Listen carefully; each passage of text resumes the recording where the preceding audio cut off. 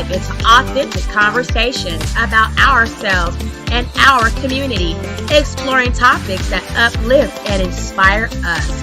From personal growth to social change. So grab your teacup and get ready to join the conversation.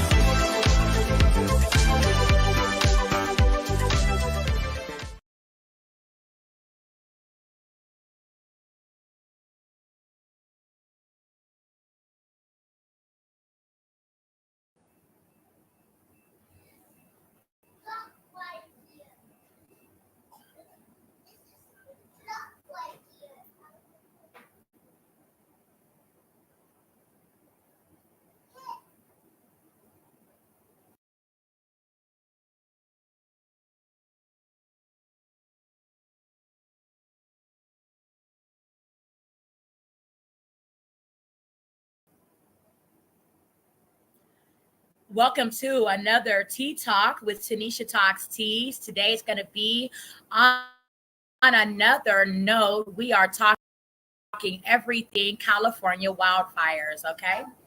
So, if you guys haven't been up on the news, California is in complete devastation right now. They are under severe wildfire evacuation, everything, evacuate, everything. Get up, get out of the situation. It's not looking good at all for the California people. So thank you all for being here today on this Saturday afternoon. I hope everybody affected and not affected are praying and as safe as can be. So on last Tuesday, California wildfires sparked up in several different cities in California. Let's take a look now at what it is looking like.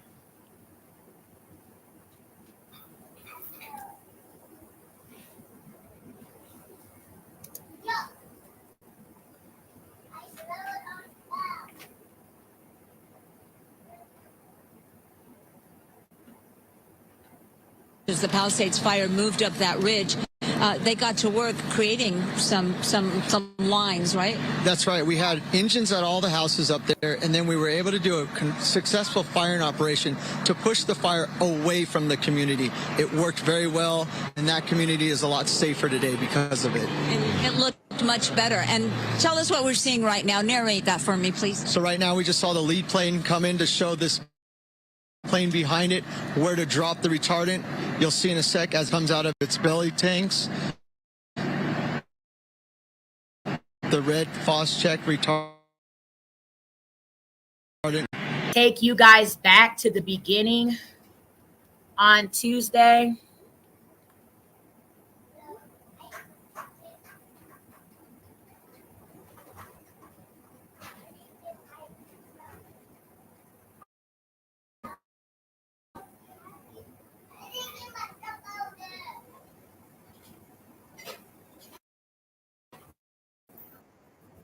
HoneyBook completely changed how I do business. I'm a photographer. These are going to be before and after pictures.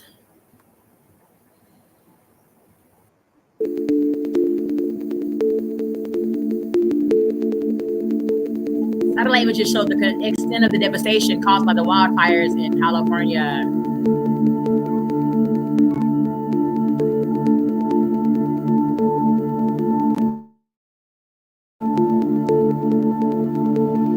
Palisades, California, January 8th, they were completely destroyed. Altadena, California, on January 6th, on January 8th. Infrared images showed a wide swath of burning homes in Altadena, California. Look at the complete devastation. Altadena, California. The wildfires could become the costliest in the U.S., estimating tens of billions of dollars. Tens of billions of dollars, okay? The largest ongoing wildfire in Los Angeles quickly grew in size overnight to more than 21,000 acres. 21,000 acres. The Palisades fire was 11% contained as of early today. Only 11% has been contained. The fire destroyed more than 5,000 structures and moved north overnight, prompting a new evacuation order near Encino. Are predicted to continue through Wednesday. LA County Fire will be prepared. These winds, combined with dry air and dry vegetation, will keep the fire threat in Los Angeles County high.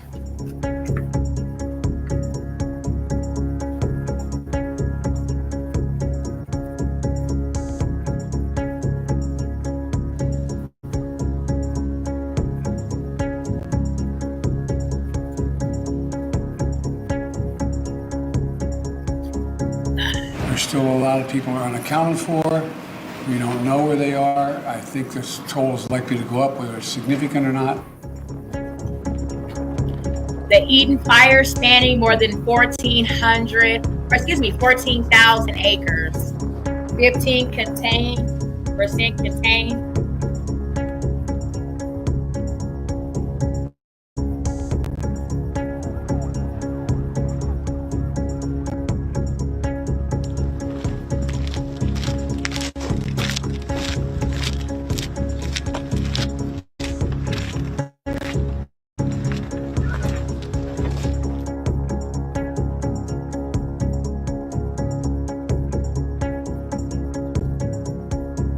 This emergency will assist with staffing ratios at our medical facilities, both residential and at our hospitals, and ensure displaced residents have access to the necessary medications and prescriptions.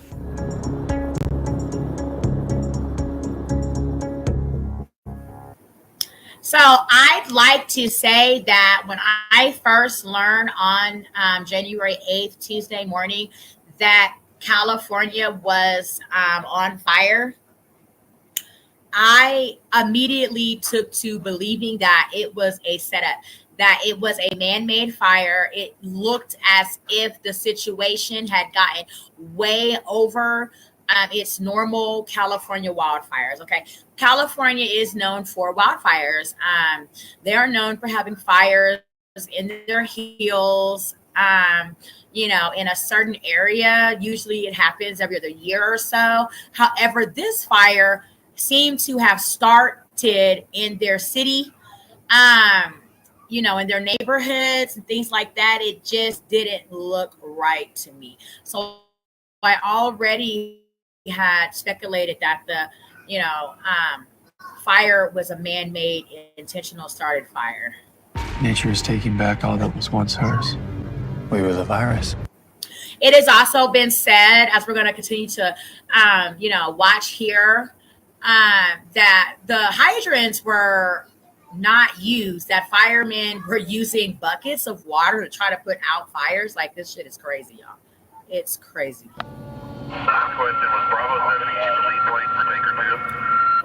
It is said that the hydrants were seemingly cut off to the access of the water for the people in the cities that have been affected.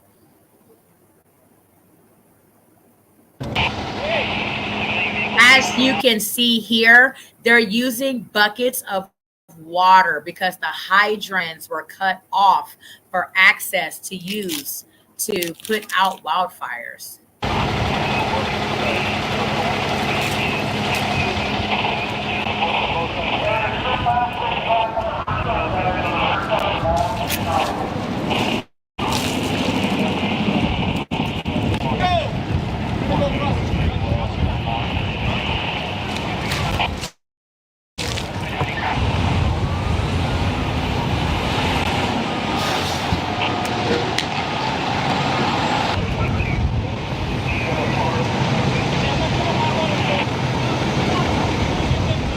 It's said to not have been enough boots on the ground, that there were not enough firemen to put the fires out.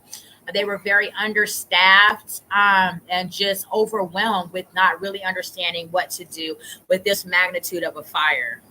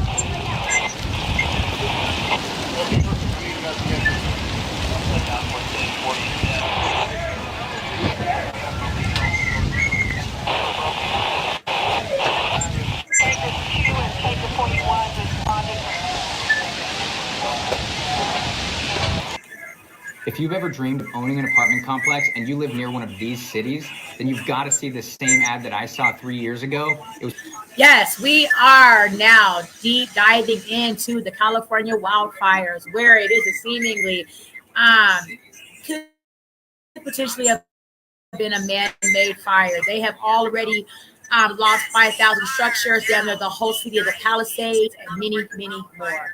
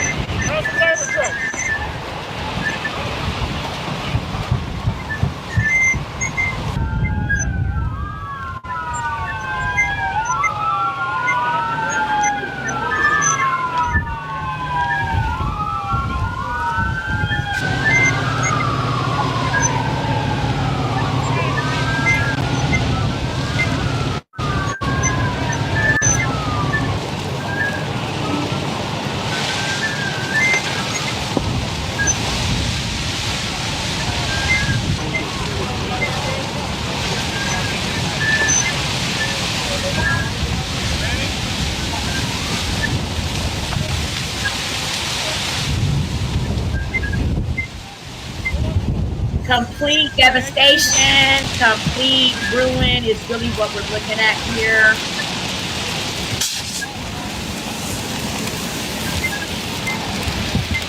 There's a seemingly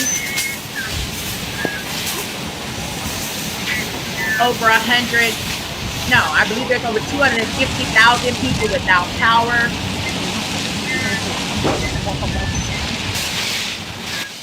There may be over 250,000 people without power right now.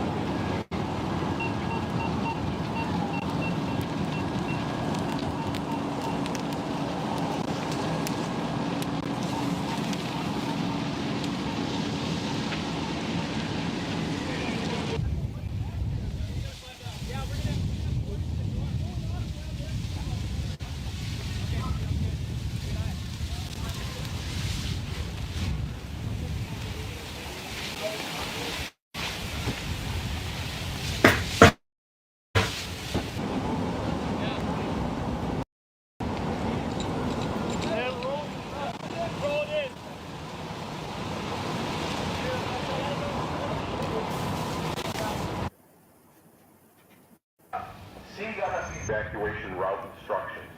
Listen to radio and television for details. Esta área debe ser evacuada de emergencia. Siga las instrucciones del...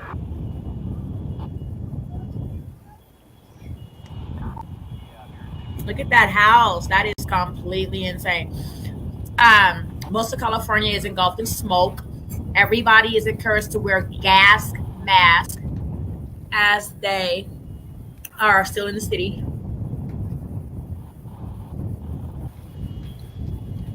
That's someone's home gone.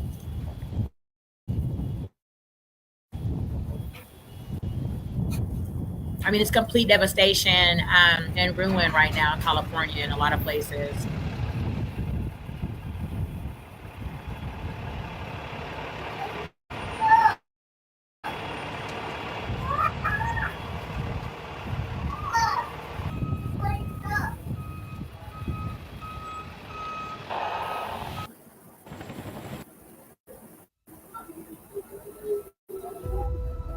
Yes, California wildfires started on January 8th. Today's Saturday. That was Tuesday. They are still going. Some are only at maybe, or some are at 0% for, confinement. And then some of them are barely at 5-10% contained. So Look at this, guys. This is insanely, incredible. The way the fire spread and is spreading, the way that California was denied access to water, it's just insane. Next, we're going to go to the Palisades and show you the complete devastation and ruin. Okay, that's the Palisades. Look at all that smoke. The Palisades is on the ocean. How come no one picked up any water out of the ocean and dumped it on the city of Palisade? It's directly on the ocean, people.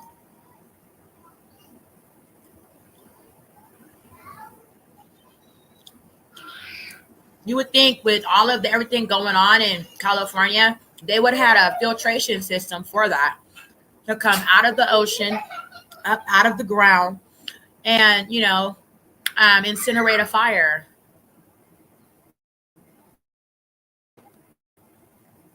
Look at the smoke. It's complete devastation. Complete state devastation.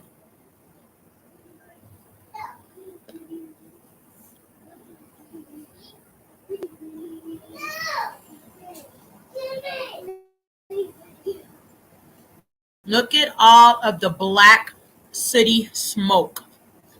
That alone can kill you if you get too much of it in your lungs. It's called smoke inhalation, right?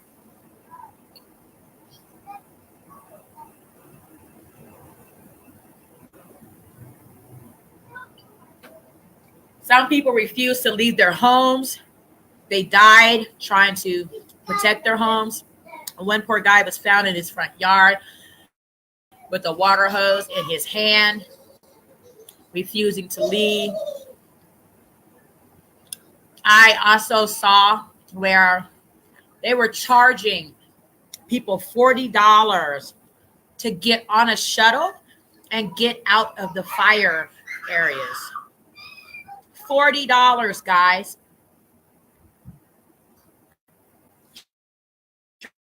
Charging people $40 to get on a shuttle and be evacuated out of the city. That is complete craziness. Look at that fire. Look at that roaring fire. That has got to be the scariest thing those people have ever seen in their lives. It's scary just sitting here looking at it. So I know those people have got to be terrifiedly, insanely scared.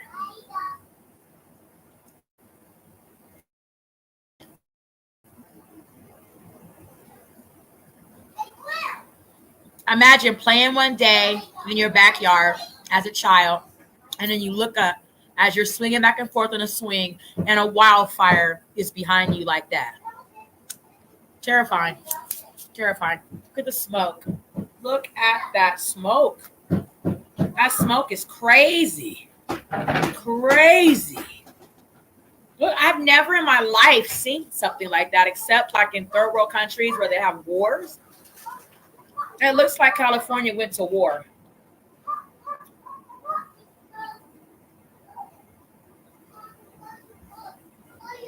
It looks like California went to war, people.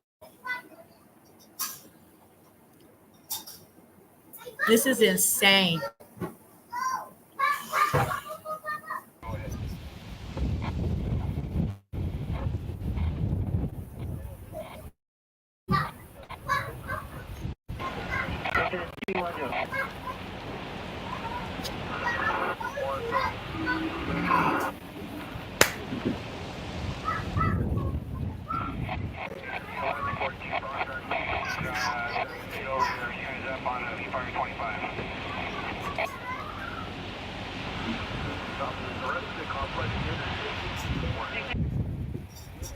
Look at that fire.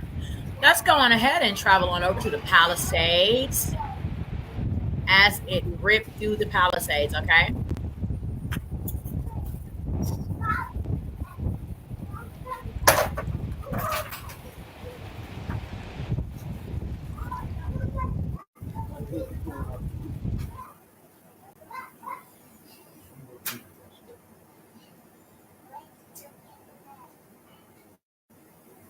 All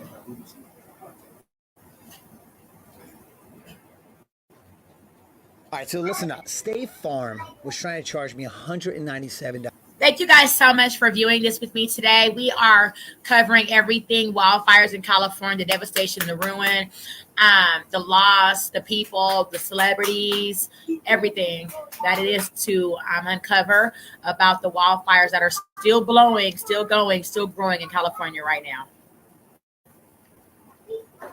Pacific Palisades. And he's going to show us what some of these areas, we're looking at them now, Rich, as they've 17,234 acres that can show us what plus 1,000 structures burned. Yeah, I believe they're up to like 5,000 now. In a position where we can show just how bad this fire really is and why they're calling this the most destructive fire in Los Angeles history. And we do have the capability of using our map to give somewhat of a satellite view of a before and after image here. Now, based on our positioning here and the elevation and our restrictions with the airspace, we'll do the best we can to utilize that tool, and hopefully it will translate. But you can see just how many structures were here in this section here, right in the center of Pacific Palisades, Sunset Boulevard, and Via de la Paz. We had a Gelson's that once stood right here. This is a shopping center where there was some markets here, and then we go back to live shot, and you can see that most of these buildings have been burned completely through. There is a gas station here on the corner that also caught fire, and frankly is look at those houses. Oh my God, y'all, they're gone. They're destroyed. That's complete loss. It's awful to see. I couldn't imagine complete loss. What we were prepared to see once we got over here on this side of the hill. Over the past couple of days, we really have only been able to see the fire from the north, basically looking from the San Fernando Valley towards the fire. But now we're in a position where there's enough clearing with the smoke that we're able to get on the Pacific Coast Highway side, and it's absolutely devastating what we're seeing here in Pacific Palisades. There's another neighborhood there. We'll switch over here to the satellite view, and those were all homes at one time, and they're just completely destroyed. One neighborhood after the other, street after street after street. Nearly the entire community of Pacific Palisades has been destroyed here over the past couple of days, and we're it's unbelievable. These are the hills in the main portion of Pacific Palisades. The fire, which started up along Palisades Drive, it raced down towards Sunset, and these homes in the lower elevations were the ones that got hit the hardest from that ember cast that was blazing over the top of this community. And then there was no stopping it. It just ripped through the entire community here. And it's crazy to see how much devastation we have here in Pacific Palisades. We'll get a little closer to the coast, and I mean it burned up to the ocean. I've seen a lifeguard tower, building or tower station that's destroyed as well.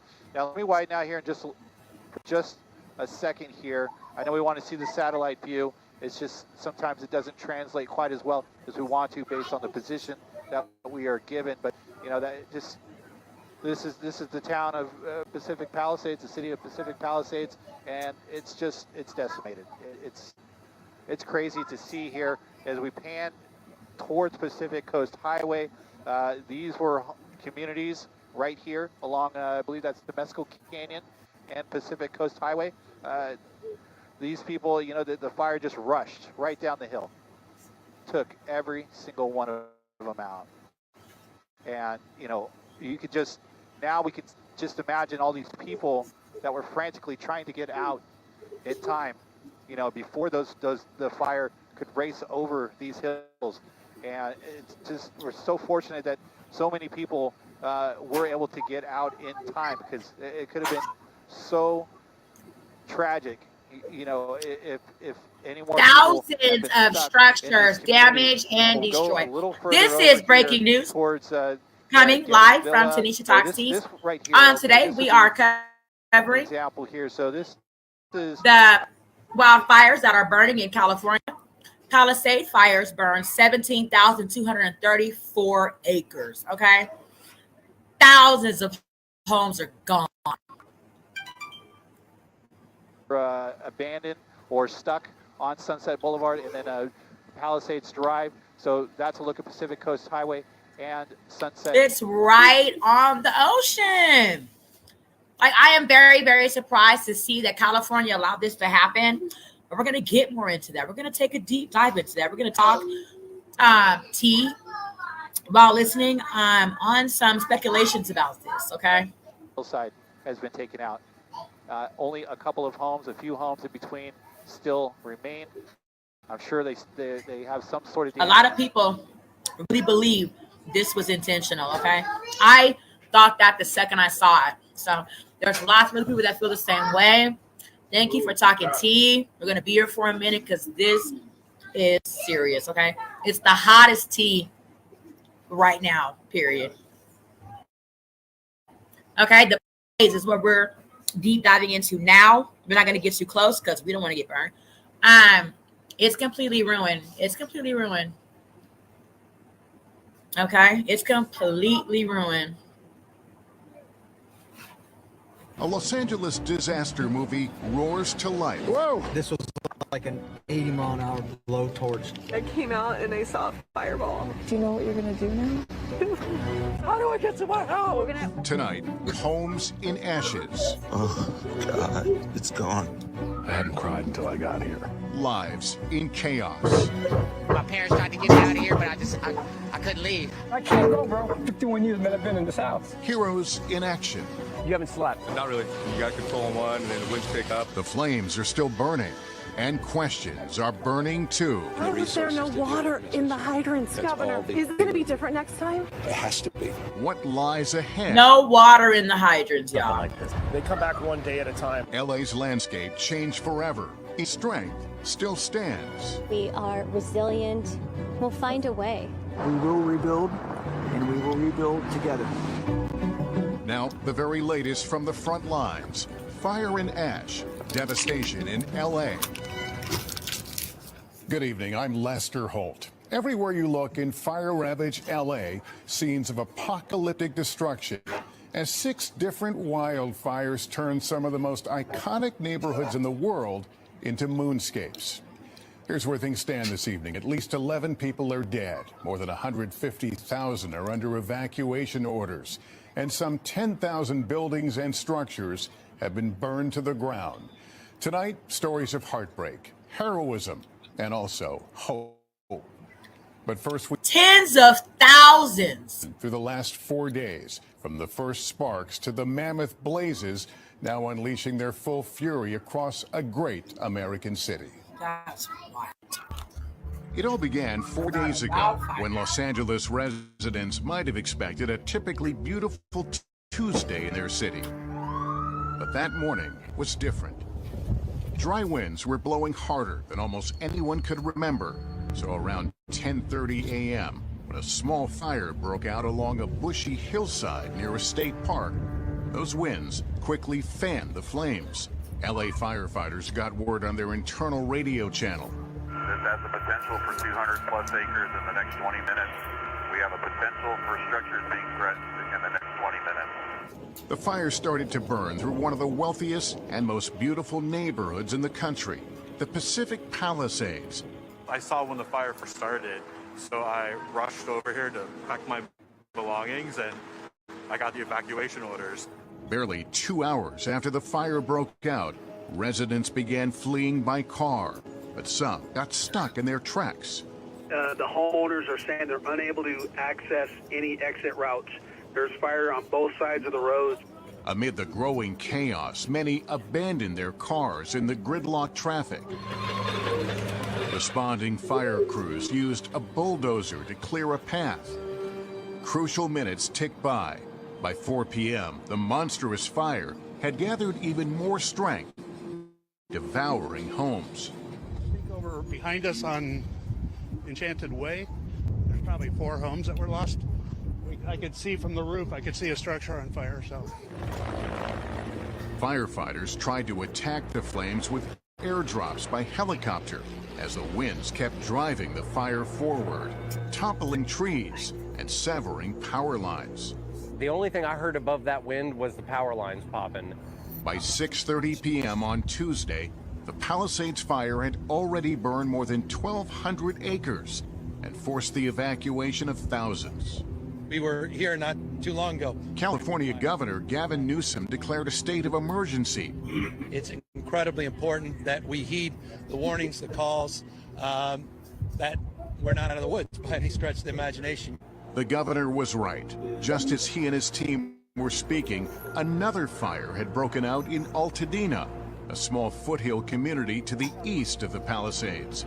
Officials would name it the Eaton Fire, after a canyon near its origin.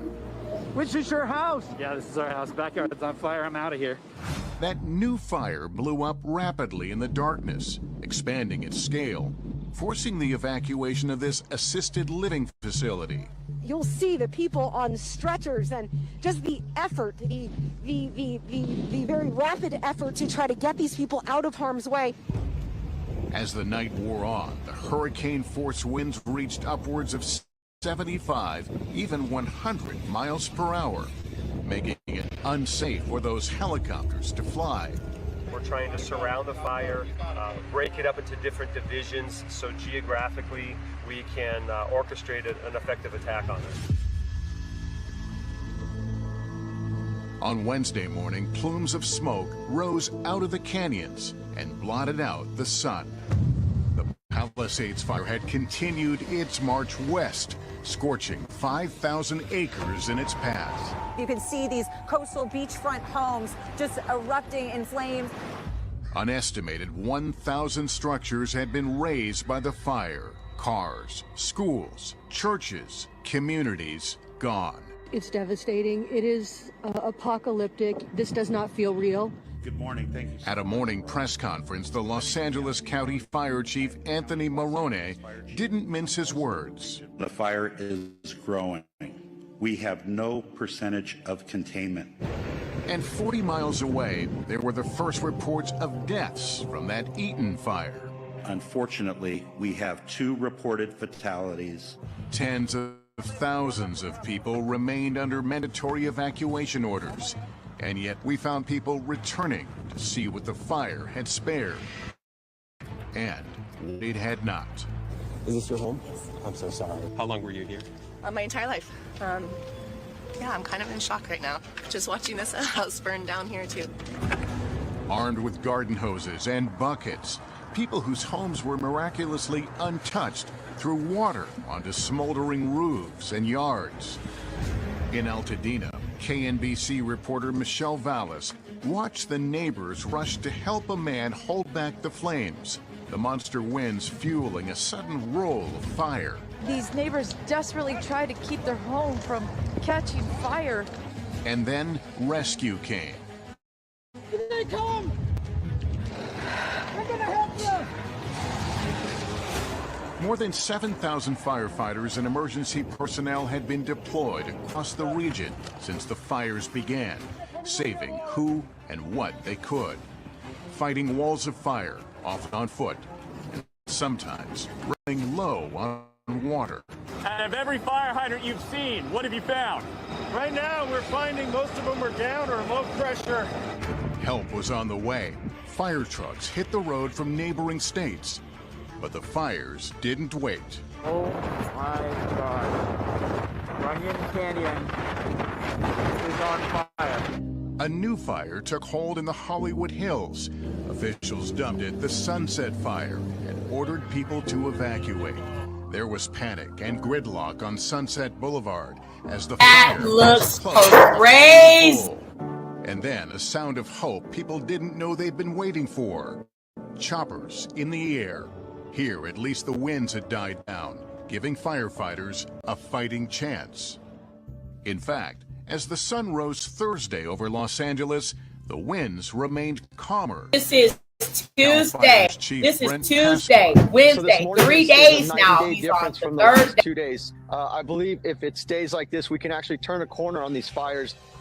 Firefighters were making significant headway on the Sunset Fire in the Hollywood Hills, and officials lifted evacuation orders there. As they gathered with reporters, they revealed how much had been lost so far in places like Altadena. The Eaton fire remains estimated to be 10,600 acres, and we have 0% containment. I have 5 friends who have lost their homes, 2 who've lost their entire block. Closer to the coast, the Palisades fire burned more than 17,000 acres.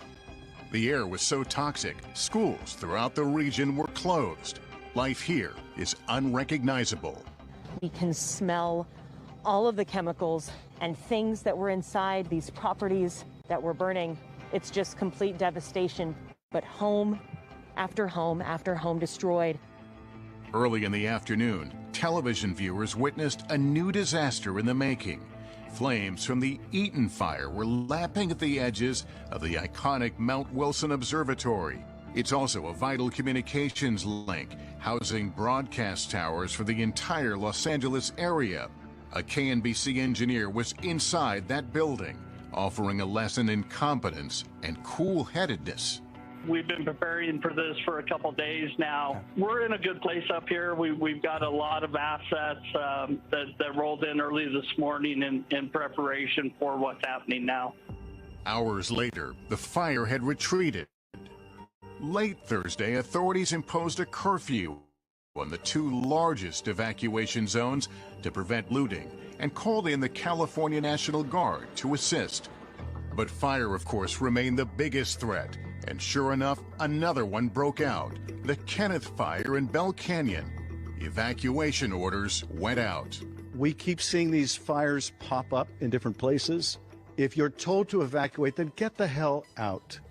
By this morning, the death toll had climbed to 10 people. And tonight, the cause of all these fires remains under investigation. As Los Angeles neighborhoods continue to burn, people are bracing for whatever may come next. I don't know how we recover, but I do know that we will rebuild, and we're going to rebuild together. When we come back, residents of the hard-hit Palisades return home to a surreal scene.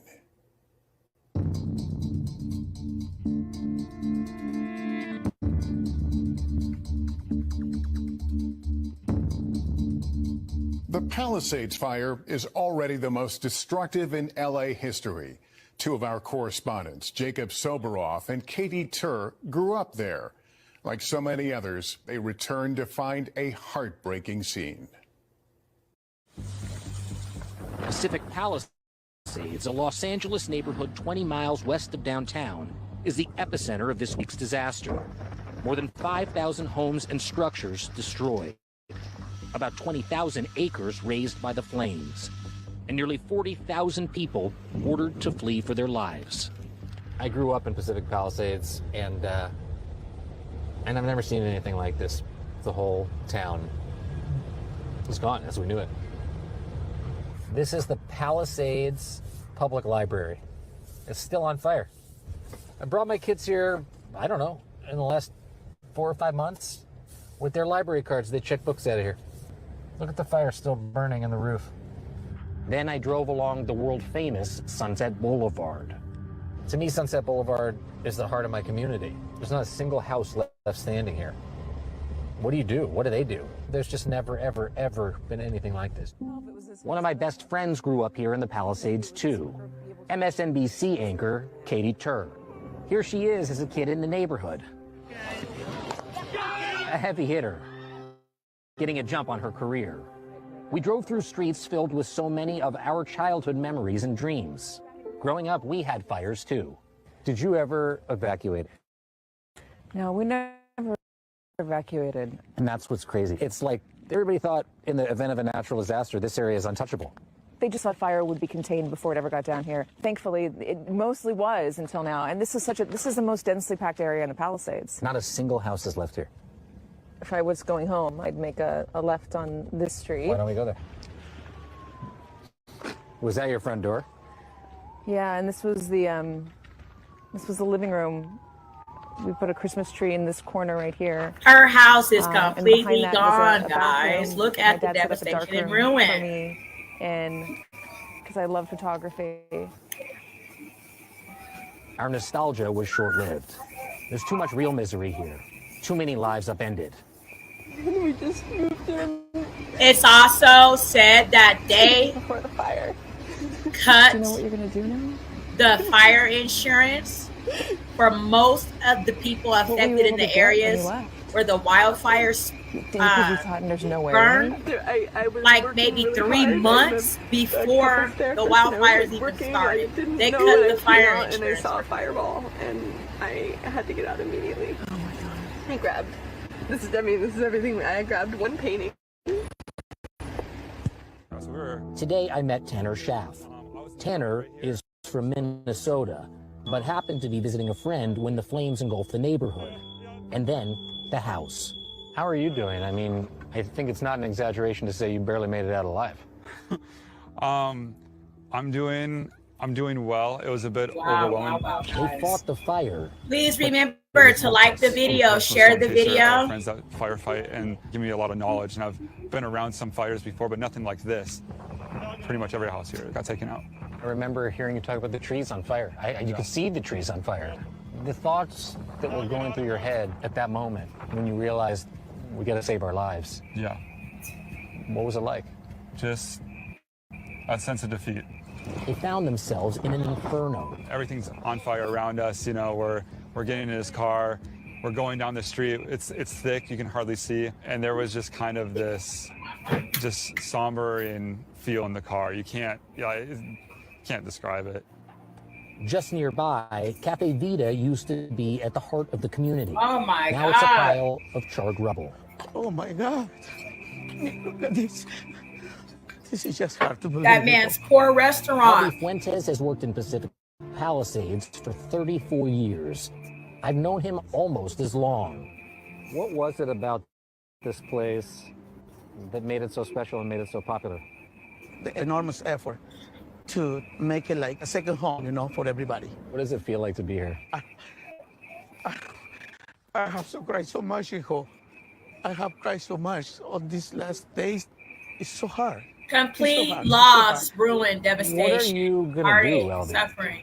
Right now, as for many people suffering this tragedy, our immediate future is uncertain.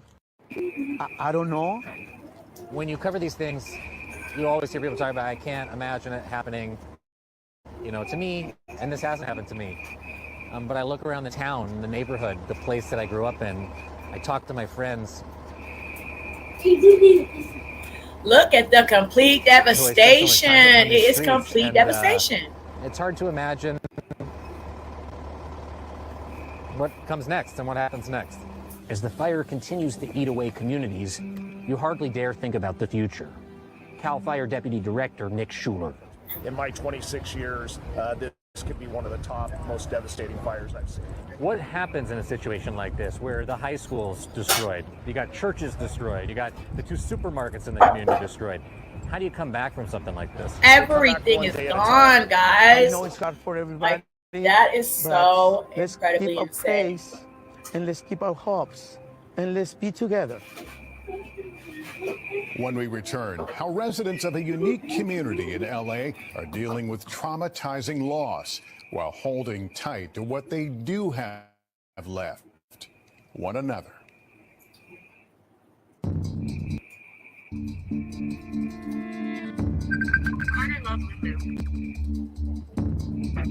The National Guard has now joined the fight against the Eaton fire. One devastated area is the close-knit Altadena community. The sheer breadth of the devastation is mind-boggling, but really it's a series of painful, intimate losses suffered by family after family. Here's Gotti Schwartz. The fire swept in like a hurricane Tuesday night, flames ripping through Altadena at a relentless pace. You can see so many homes over here have been destroyed. Look at that fire. Like, it looks like hell. It looks like hell. All around us, we're hearing the sound of explosions. Watch out, there's a down power line over here, so I think this is as far as we're going to go. But it is just an absolute wasteland. The city sits at the foothills of the San Gabriel Mountains, a hardworking and diverse community who put everything they had into their homes. It gave them a sense of pride. James Fowler grew up in this neighborhood. His father bought a home here in the early 60s, and James's mother moved in when they got married.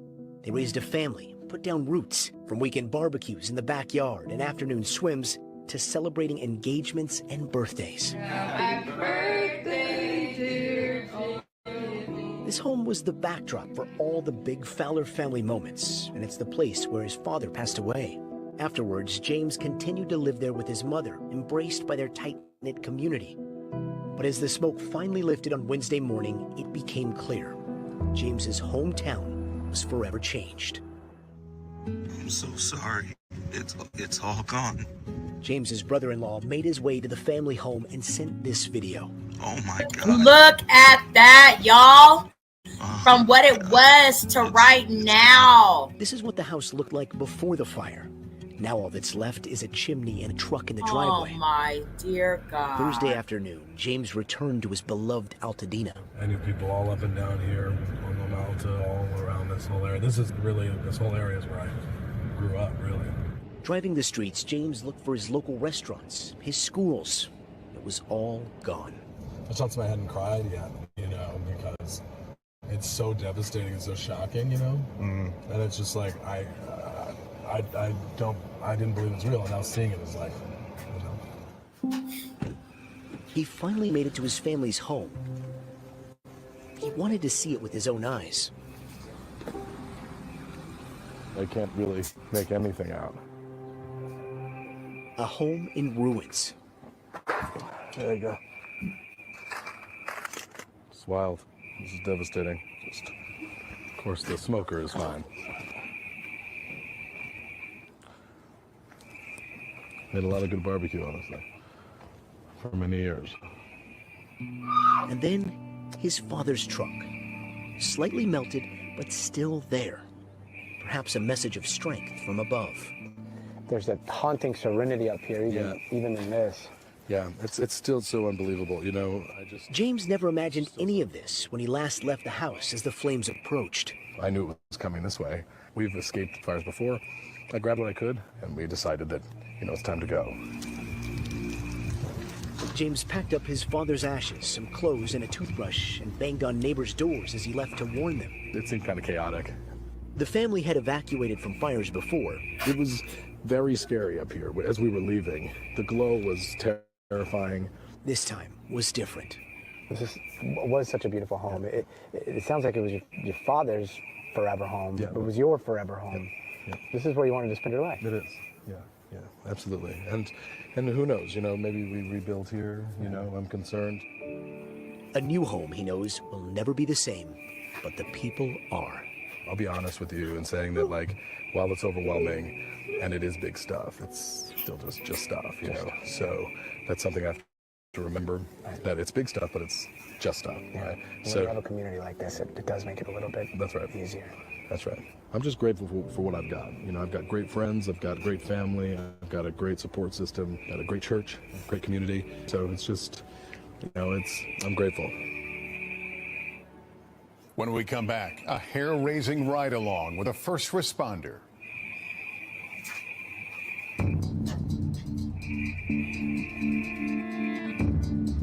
We are deep diving into the fire and ash, the devastation in LA. 8,000 or so first responders on the ground in LA.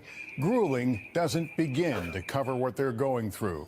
Firefighters are facing endless shifts as they battle this once-in-a-generation event. Tom Yamas rode along with a fire captain for whom the mission feels both impossible and emotional.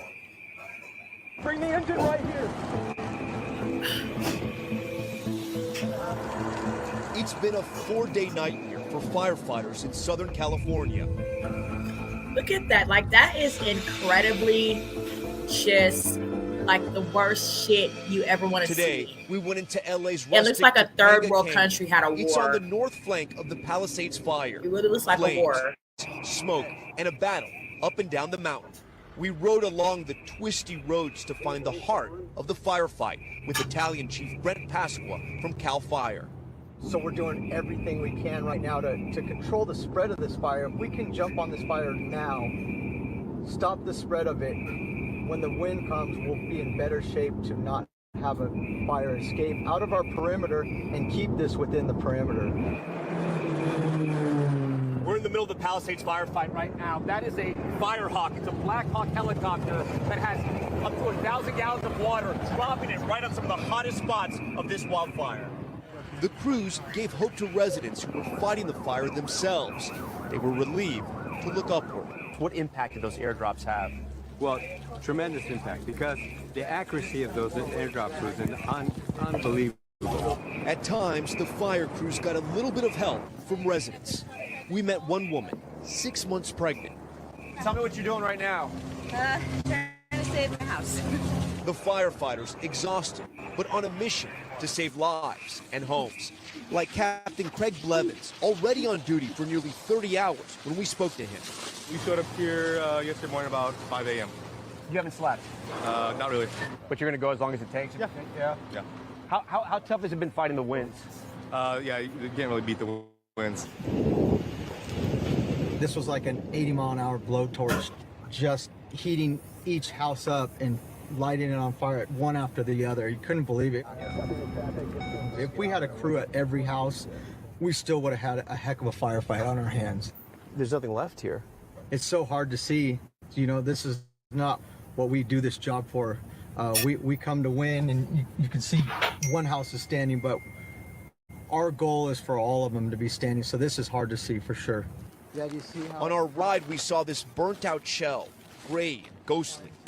Hard to believe this was actually someone's home. Luckily, the tree is still standing, But it belonged to Greg and Jennifer Champion and their 3 daughters. They were waiting at the checkpoint, but weren't allowed to get in to see their home of 2 years. But CAL FIRE Battalion Chief Pasqua brought us there so we could report back. I wanted to find something for them, maybe a photo or a toy, anything to bring back to the family to say this survived, but there's nothing. The only thing I can find is this right here, some type of decoration. Maybe it was here in the living room. It's a ring of shells. I hope it means something to them. I'm gonna give it to them. I'd try to see if there's anything I could grab. This is the only thing I found. I don't know if it means anything. Aww, yeah, I actually do really love this. The memento brought memories and then tears. I do love it. No, thank you so much. Little treasures. This family was grateful to be alive and grateful to the firefighters who tried to save their neighborhood. Along with the wind and flames, something else is flying in LA. Questions. This city has seen fires before, so why is this time so much worse? And what can be done to stop it from happening again? Here's Josh Mankiewicz. If you live in Southern California, you expect the wind to blow. You do not expect it to bring death. So what went wrong this time? The answer is just about everything. We had 80 to 100 mile per hour gusts. Those are hurricane force winds. NBC meteorologist Dylan Dreyer was in Los Angeles and witnessed the devastation firsthand. This is all that's left of this school. There hasn't been significant rain since October, so everything bone dry. All it takes is a spark. Wildfires are often best fought from above. That didn't work as well this time. Pomona College professor Char Miller is an expert on wildfires. When the winds are at 40 miles an hour, they cannot fly into these canyons, fly over these areas. Now double that airspeed to 80, and you'll understand the dilemma they faced. Often that wind overwhelmed the work of the fire department's boots on the ground. As a fire boss once told me, when the wind is 10 miles an hour, I'm a firefighter. When it's 30 miles an hour, I'm an observer. It was during that first night that water ran short in some areas because firefighters had used so much of it. This hydrant has no water in it. What is going on with the water situation? We have had some issues with water. If you stick enough straws into a glass of water, it's going to empty faster. Even if you turn every fire hydrant on, the more water you're running, the less pressure you have. And without that water pressure, how do you get it strong enough from the hoses to put out these fires? Some people in LA wanted more than explanations, like this resident who confronted California Governor Gavin Newsom. What are you going to do with the president right now? We're getting the resources to help rebuild. We're getting Why the is there resources. no water in the hydrants, Governor? That's all literally. Is it going to be different next time? It has to be. This afternoon, Governor Newsom asked for an independent investigation into the loss of water pressure. Stories online link the destruction to cuts in the LA Fire Department's budget.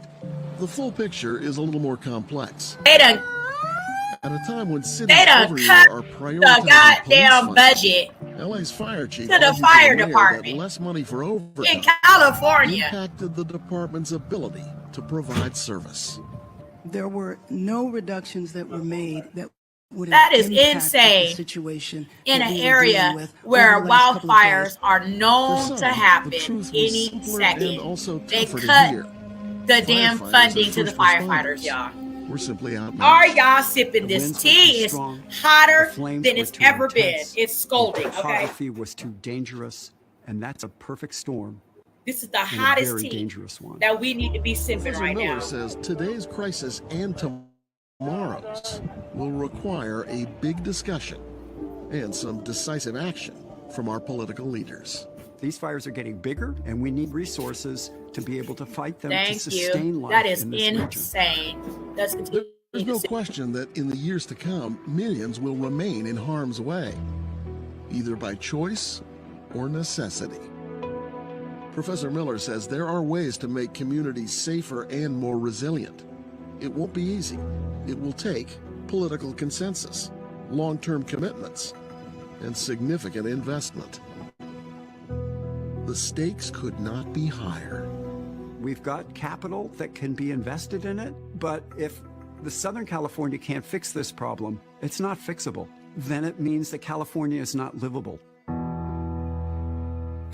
Coming up, despite the horror and tragedy, there are glimmers of good news tonight, stories of bravery and ingenuity when we come back.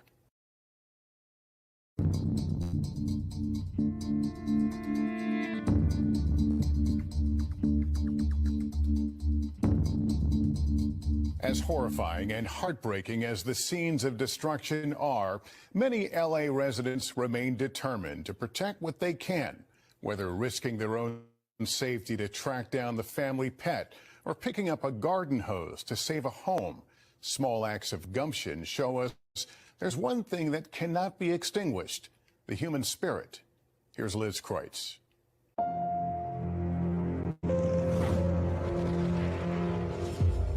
The scenes of destruction and devastation across Los Angeles over the last 4 days and nights are almost too much to comprehend. Here on PCH, home after home after home of these beachfront properties destroyed. Usually their view, the Pacific Ocean, now just ashes and smoke. Why would they use the This Pacific is all that's Ocean left to of how help Steve put out the Wiggins shared with fires, his y'all? parents. We lost all our things. Complete devastation. All our photographs and all my grandpa's antique Things that are not replaceable. But also buried in the rubble, something else. A small sense of hope. That's all right. We're survivors. We'll get through it. We'll build another home. Go, hey, go this way. Amid all the chaos and pain this week, we've seen many signs of resilience too. The fire is literally on the hill where I live. What's going through your mind when you see that? I hope to God my dogs are okay. They're my family. Yeah, clearly your dogs mean everything to you. I don't care about the house. I care about my dog. Casey Colvin lives in Pacific Palisades and left his home in the morning before the fires began. He didn't bring Never his dogs. expecting what would happen next. I got an evacuation order at like 11 in the morning on my phone. My boss is actually calling me saying, is everything okay in the Palisades? I said, I'm in the city. I don't know. His first Wow, he wasn't able to was bring for the his little dogs. dogs waiting for him at home. I literally rescued them off the street. They deserve better than. I'm so sorry. I'm so sorry. How do I get to my house? Okay. The next hour was the longest Casey can remember. He just came to me, though, and said that the first responders who saw him went to his home and checked on his dogs. Moments later. You got the dog? Yeah, this is my daughter. The behavioral dog. He ran out of the house, though. Do you know where the other one is? No, I have an air tag on him, but it doesn't seem to be working. Oh. Here's the other leash. Oh, what's her name or his name? Tika. Casey is hopeful his other dog will also be home soon. On the other side of town, as the fires raged, Abraham Kevorkian. White folks love their dogs, don't they? He had a huge reward. He said he don't care about his house. Save his dog, girl. They're coming. The embers are all coming. What happened? That you basically were the last man standing on the street? Right now, it seems like I'm the last man standing in the street. Abraham and his wife went to sleep with the fire in the mountains, far away. But then, when we woke up, I see a big blaze of red right there where the school area is. Right, you can see the school now because there's no homes left. It was time to go. We started packing up. I packed all the stuff in the car, and I told her, "Go ahead and take off. I'll follow you." But Abraham didn't follow his wife. Wherever I can get water on, I'm doing it. Abraham says he never got an evacuation notice, but when he saw the house across the street in flames, and that's also said to have been being done. Firefighters urged him to leave. Some people did get evacuation notices for whatever reason. The governor, the mayors are like, we're sorry you didn't get the evacuation notice. However, lots of people just didn't get them. It got so hot. The embers were just falling down. With no time to think, Abraham just kept doing. I did whatever I can to hose. Then I realized that some embers had fallen next to the neighbor's house. I'm like, oh, shit. So I went and grabbed his hose.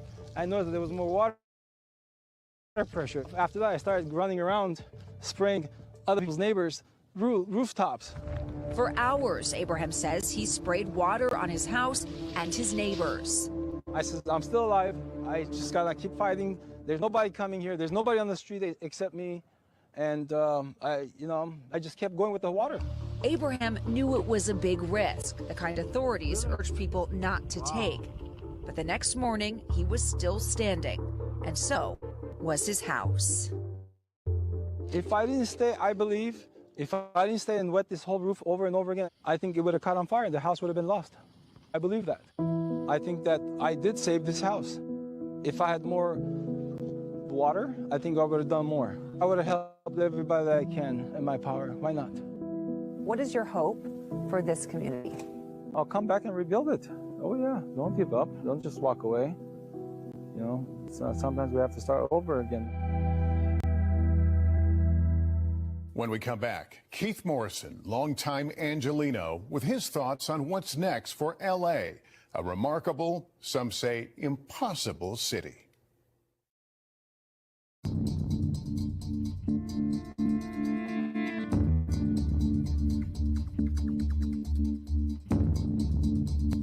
Los Angeles, a sprawling, singular city that traffics in fantasy, knows real-life tragedy and catastrophe all too well. L.A. also knows how to battle back. How does it keep beating the odds? As Keith Morrison tells us, it has more than movie magic.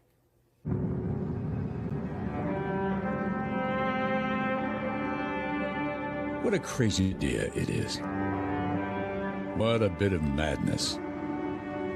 This vast, sprawling city, collection of cities, on an earthquake-prone, drought-prone, fire-prone desert by the sea. What were we thinking? Even the water to drink, water to fight the fires, imported from somewhere else. Like the people. And yes, it is glorious and inspired, and has given the whole world 100 years of drama, joy, and laughter. Its names and faces known and loved and loathed by humans everywhere. Can I help you load the chairs in? And every once in a while, it is just impossible. I'm trying to find my dad. Which is how living in LA feels to a lot of people just now. Impossible and terrifying.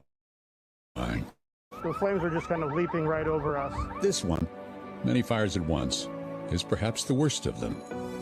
But there are so many stories in the history of this great United City. There has been so much loss. Fire has jumped Mulholland at the crest of the Santa Monica. It's headed toward Bel Air. Rare is the Angelino who remembers this one personally. Fire crews This was 1961, and it was Bel Air. This one destroyed 484 homes, chewed through 6,000 acres of prime real estate. Burt Lancaster's house burned down, and Joan Fontaine's and Zsa Zsa Gabor's and Dennis Hopper's.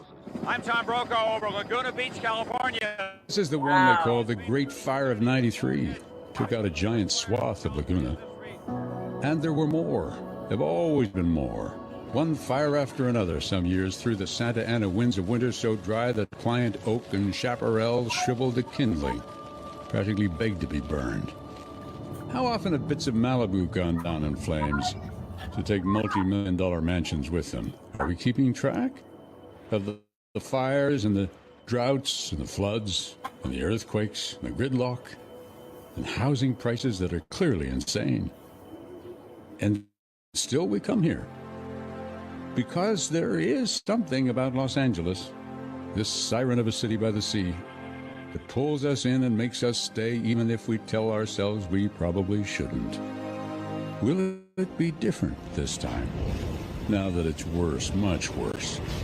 That Great Fire of '93 took out something like 700 houses. This time, 31 years later, more than 10,000 homes have been lost. That is a massively enormous. We'll argue, of course, about mitigation practices. 700 houses, now 10,000. And about climate change, for sure. God! Is that what made this one so big, so bad? But here is an easy prediction. Though it will be very difficult, it will all be rebuilt. And most of us will stay. And more will come to this great mega city, even if, at the moment, it feels like the end of the world. Thanks, Keith, for reminding us of the strange power of that captivating city. One that keeps so many of us coming back in good times, sometimes even bad. You can continue to follow the story with live updates on NBCNews.com and the NBC News app. And we'll have much more tomorrow on. Okay, let's go on over and check out and see what much more they have, okay? We are catching up on the wildfires in LA. I want to take this moment and pray for everyone that has been affected, everyone that has family, friends, anyone that's been affected. I pray that you all get to safety. Think about your life. You cannot replace that. You can replace certain, items, material things, but you cannot replace your life. Please think about your life first before you think about worldly possessions. Okay. Let's go over to NBC News and see what else they have.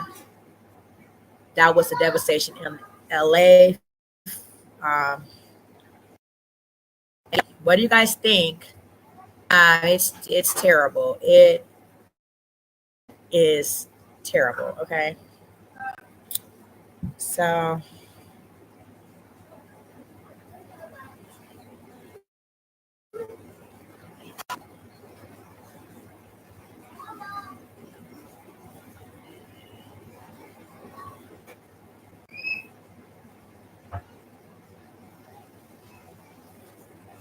Good evening and welcome. With one eye on the wind gauges, the other on new fires popping up, crews in Los Angeles are taking advantage of what's expected to be a brief improvement in the weather picture as they struggle to eke out gains against the region's deadly wildfires. Tonight, the death toll rising in the Los Angeles area where at least 5 major blazes are burning, the biggest in the coastal city of Pacific Palisades. That sprawling fire now 8% contained. The Eaton fire near the foothill communities of Altadena and Pasadena, only 3% contained. More than 7,000 structures there damaged or destroyed. The death toll between the two fires now at least 11. In the fire zones, people who days ago were literally running for their lives are now returning to smoldering communities, hoping their homes will be the exception, the one standing amid the destruction. Tonight, destroyed communities anxious to know what's next, also questioning how things were allowed to get so out of control. Let's start once again with Tom Yamas from LA. The firefight in California now in day 4. Today we saw firsthand how homeowners continue to face the wildfires head on. Topanga's there. If we burn, Topanga burns. We need to stop this. Using water hoses, shovels, and sprinklers, these residents have been fighting for days. You're sweating, you're covered in water and dirt. Why are you doing this? Because there's a whole community behind us, and if we go, they go. With firefighters on the ground and the wind slowing down, air assets attack the blaze from above. We're in the middle of the Palisades firefight right now. That is a Firehawk. It's a Black Hawk helicopter that has up to 1,000 gallons of water, dropping it right on some of the hottest spots of this wildfire. The accuracy of those airdrops was unbelievable. Even Carmen Harmon, who is 6 months pregnant, spraying down her home with water. She's expecting a boy and says she's trying to ensure her baby has a place to come home to. We're ready to go if we need to. We have routes out, but yeah, we want to try and stay and fight. The threat isn't over. Today, new evacuations ordered as a fire broke out in Granada Hills. And last night, another new fire near Calabasas. A furious effort held back these flames. But with each new outbreak, already thin resources are being stretched even further. Today, there's one less firefighting plane in the air after a super scooper was struck by what the FBI is investigating as a civilian drone strike. The damage left a fist-sized hole in its wing, grounding the vital aircraft designed to drop 1,500 gallons of water on fire. The fires have now burned more than 56 square miles. That's larger than the city of San Francisco. More than 12,000 structures damaged or destroyed. These stunning before and after images of the Eaton fire in Altadena showing what the fire did to a vibrant community. According to the Los Angeles County Medical Examiner, the fires have now killed 11 people, including 83-year-old grandfather Rodney Nickerson of Altadena. And the number of dead is still expected to rise. There's still a lot of people who are unaccounted for. We don't know where they are. I think this toll is likely to go up, whether it's significant or not. Pray God it's not. Hajime White lost her father, Anthony Mitchell, and younger brother Justin, who had cerebral palsy. In the Pacific Palisades, actress Jennifer Gardner's home was spared, but she's dealing with the loss of her own. I'm pointing to a street where a friend of mine lived, and she died in a fire right up there. So coming down here and seeing it, it's very real.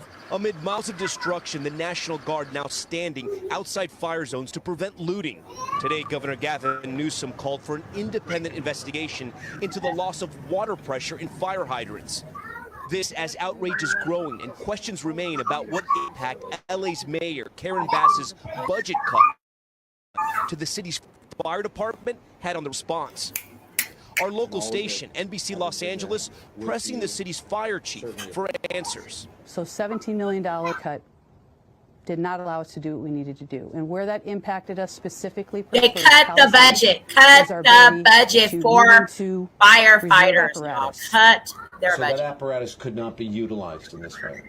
We were limited with the number of resources that we could add and pre-deploy to this. That is so searching for answers as to what went wrong, as so many now search for a new place to call home. Greedy. Tom, let me circle you back to the top of that story. The residents you were with in Topanga, were they able to save their neighborhood? Look, Lester, we were there as those flames were climbing up that hill, but those residents would not stop. With the help of the firefighters, those helicopters, and those airplanes, they took back control. By the time we were done, the smoke had largely cleared out of the canyon. And even though they won the battle today, all the residents there know this war is far from over. Lester? All right, Tom Yamas, thanks. And you saw the images in Tom's report of Altadena, where the second largest fire has also destroyed thousands of homes and buildings. Gotti Schwartz spent the day with people there. Today in Altadena, there are doorways, stairways, entryways into emptiness, and storefronts, portals, and windows into ruin.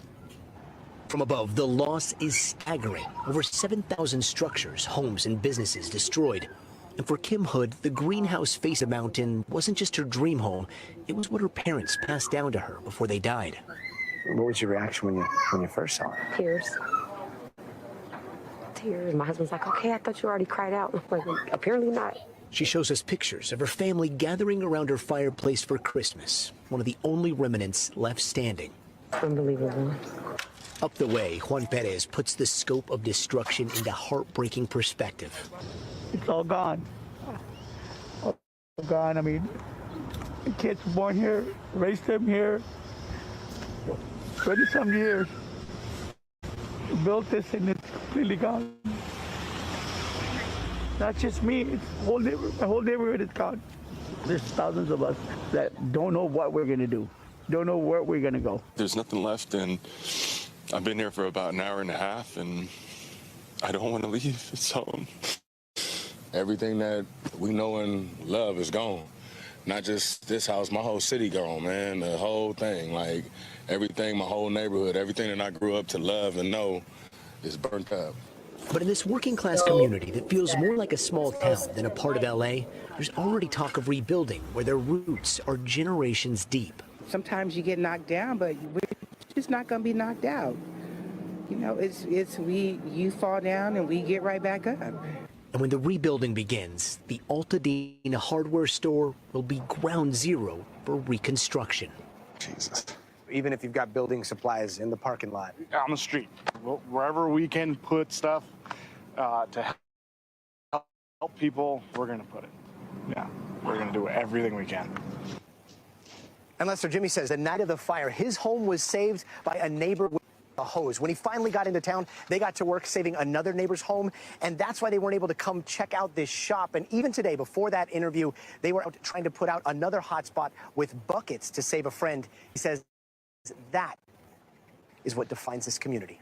Lester? I'll tell you, you can't help but feel they're going to get there. They're going to be okay. Gotti, it's unreal. Let's bring in Bill Cairns now. Firefighters catching a small break with the winds, but how does it look in the days to come? Lester, it's important we get these containment numbers up over the next 2 to 3 days because those Santa Ana winds are going to return early next week. This is the lowest that the winds have been ever since the fires erupted 2-3 days ago. As we go through tomorrow afternoon, they kick up a little bit into the 20 to 30 mile per hour range. That really shouldn't hamper any of the firefighting efforts. But we do expect the Santa Ana winds to return. Strong high pressure comes down from the Pacific Northwest. This increases the pressure gradient in Southern California. That is the Santa Ana winds. And we do think we could get wind gusts in the 40 to 60 mile per hour range Monday night into Tuesday. Now, this isn't 80 to 100 like we just saw, but this still is strong enough to cause significant problems. And also, Lester, a big climate headline today. We just found out that 2024 was the warmest year ever recorded on planet Earth. All right, Bill Cairns, thank you so much.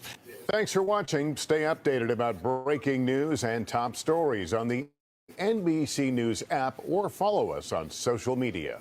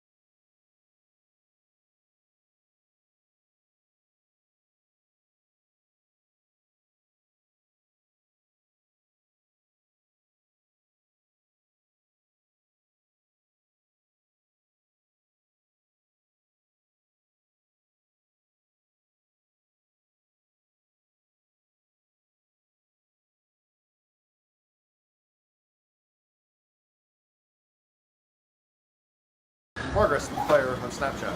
Yikes. Update, I'm watching our house burn down Oh on the my security God. cameras. California, as soon as you hit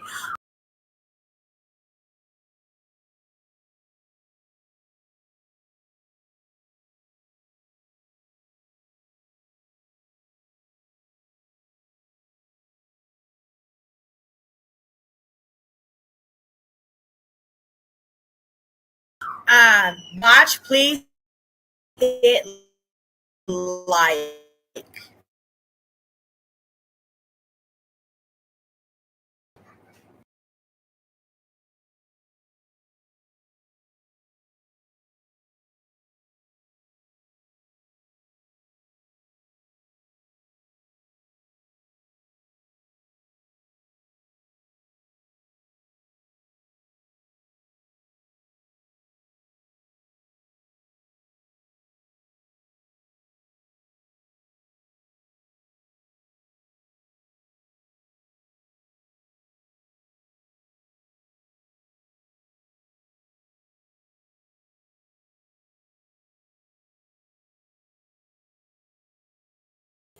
These are the celebrities that have lost their homes due to Spencer the shared an California image from the security wildfires. cameras on Instagram and wrote, "The one positive sign I saw as Spencer our house burned Pratt. down was our son's bed burned in the shape of a heart.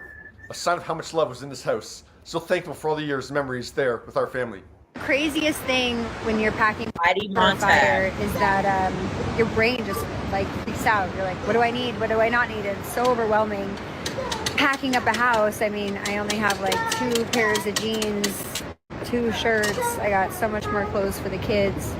But I'm like, why didn't I grab more? And thankfully I grabbed anything, and that's such a blessing. And obviously the main thing is that we're safe and got out, but it's like, oh my gosh, you really just like panic, and then a party wants to leave stuff thinking like, I'm coming back, you know, like of course I'm back for all this. So, you know, I'm just praying for everybody else who's going through this and all my friends and loved ones. Remember to like the video on your way in. You know, and just thank God we have our health and our children, and I know that, and that's just trying to focus on the gratitude. It just kind of comes in waves. Martin Short has reportedly lost his house in the fire as well. Steve Martin Instagrammed an image of the fire burning along the Pacific Coast Highway and wrote, "Fortunately, due to the fires in California, Marty and I must cancel our upcoming shows in Florida this Friday and Saturday. Steve Everyone's Martin. live, but there's devastation." Steve and Marty's friend, Eugene Levy, ironically, still has a chimney and his front steps and a mailbox. He abandoned his home before the flames hit. He described the scene to the LA Times, saying, "The smoke looked pretty black and intense over Temescal Canyon. I couldn't see any flames, but the smoke was very dark." I can't believe how much I'm able to disconnect and just like watch and enjoy. At Sunday's Golden Globes, Leighton Meester told ET how much of a fan she is of Nobody Wants This, the series that her husband, Adam Brody, was nominated for. I will literally be in bed like watching something with him in it. I'm like, I forget it's him. Well, nobody wanted this, but the couple had to watch their house be destroyed by the wildfire. Dear But thankfully, God. they and their 2 children are safe. You get a sense of how strong those winds were and understand how fast that fire was moving from home to home. It's just been the biggest fire I've ever seen in my life. And 9 o'clock in the morning, everything was fine. At 10 o'clock in the morning, the sky was black and the fire was raging. As he helped his fellow neighbor, Steve Gutenberg, made several appearances on TV yesterday to make a PSA. And the reason I want to be on the air is to tell people in a crisis, if you abandon your car in the street, leave your keys in the car so guys like me can move your car so fire trucks can get in there. And if you're able-bodied, make sure you can help people. Just if you're able-bodied and you're strong, stay behind and help people. There are people in wheelchairs. There are older people who can't get anywhere. They have to walk down hills. They need help. So we grabbed passports and birth certificates, and we got all the photo. I got all the photo albums that I could get out of there. I grabbed my dog's ashes. I grabbed a stuffed animal of my daughter's, and that was it. That was it. After watching the surrounding neighborhood burn down on the news, Cameron Matheson headed back to his home to see if it was spared. Under Braeburn, where I live, and It was vast. It was like a prairie. It was like houses had never been there. I mean, I mean, 20, 30 houses gone as far as you could see. There's nothing there. It's like less than nothing. It's just all burnt to just ashes. It was like a prairie. It was like. My God, my God. No, it was all gone. Mandy Moore posted a video yesterday. She, husband Taylor Goldsmith, and her 3 kids fled their home yesterday. Mandy wrote, "I love you, Altadena. Grateful for my family and pets getting out last night before it's too late. And endless gratitude to friends for taking us in and bringing us clothes and blankets." She posted an image of her kids last night, writing, "Grateful for the kindness of friends that we had a place to land last night, trying to shield the kids from the immense sadness and worry I feel." And today, just about an hour ago, Mandy provided an update on Instagram, writing, "We were able to park and walk up our street to bear witness to all the loss. Miraculously, the main part of our house is still standing. For now it's not livable, but mostly intact. We lost Taylor and Griffin's studio with every instrument and piece of equipment Mandy they've ever Moore. owned. We lost our garage and back house. Everyone we know lost everything. Every house on our street is gone. Wow. My in-laws, my brother and sister-in-law, 6 weeks from welcoming their first baby, our best friends, feeling weird survivor's guilt." Mandy shared on her Instagram story that today was supposed to be the baby shower for her sister-in-law as well. Now that we're getting some daylight, what are you seeing in that area? Paris Hilton wrote on Instagram, "It was heartbreaking to see her house burned to the ground Paris on live Hilton. TV." Paris has already documented the process of getting her and her loved ones out of harm's way on her Instagram story. Okay, we found everyone. We are just packing up the car, getting ready to go to the hotel. And everybody make sure to bring your pets. And just praying for everyone. Okay, Paris Hilton can go stay at the Hilton, okay? She is the heir to the Hilton legacy. Because I saw this big red cloud. This camera does not even do it justice. It literally looks like hell has taken over. It's so big, it's so red. My thoughts and prayers are with everyone tonight. Paris wrote on Instagram, "While the loss is overwhelming, I'm holding on to gratitude that my family and pets are safe. My heart and prayers are going out to every family affected by these fires. To all the people who lost their homes, their memories, and their beloved pets, my heart aches for those still in harm's way or mourning greater losses. The devastation is unimaginable. To know so many are waking up today without the place they called home is truly heartbreaking. My 1111 Media Impact team is already reaching out to nonprofit organizations today to figure out how we can best support the communities impacted by these fires. We're committed to offering help as soon as possible and making a meaningful difference for those who need it most. To the brave firefighters and first responders risking their lives to protect us, you're true heroes. I'm so grateful for your courage, dedication, and the incredible sacrifices you're making to save lives and fight this unimaginable battle. Thank you from the bottom of my heart. Please everyone stay safe and follow evacuation orders." I'm really praying to stop soon. Immediately after returning home from a trip to London over the holidays, Chrissy Teigen and John Legend followed those evacuation orders and packed up what they could. As she does, Chrissy found the humor in the situation, showing what happens when 4 dogs, 4 kids, and a bearded dragon walk into a hotel.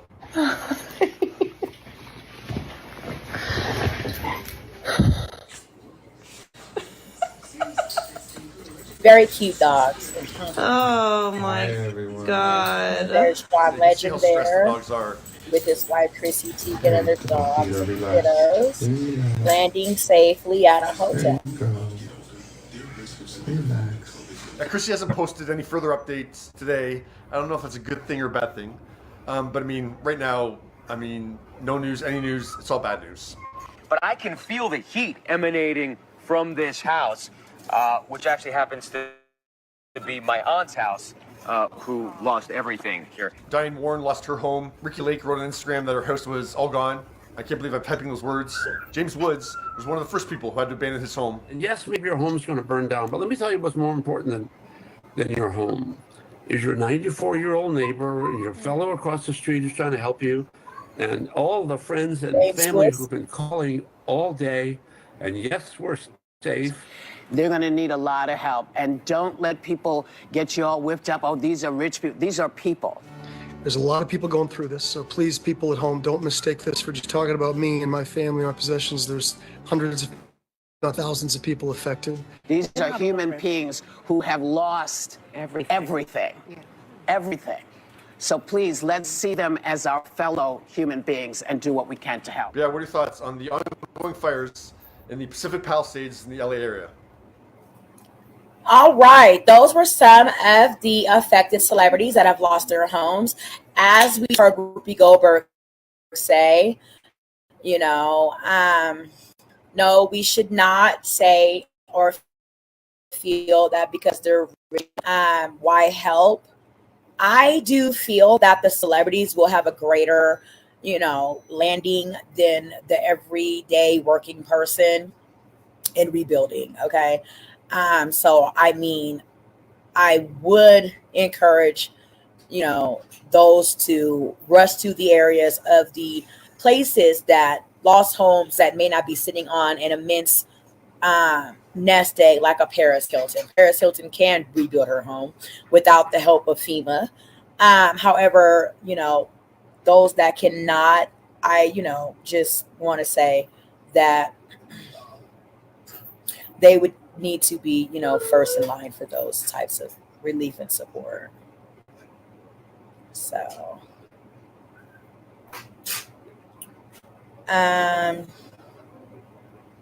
let's take a look at some of the support that they do have for the people affected by the wildfires. Thank you so much for tuning in with me today. We are, deep diving into the very chaotic wildfires that's been burning through California since Tuesday. They're still ongoing, and they're expected to last well until the middle of next week. Okay.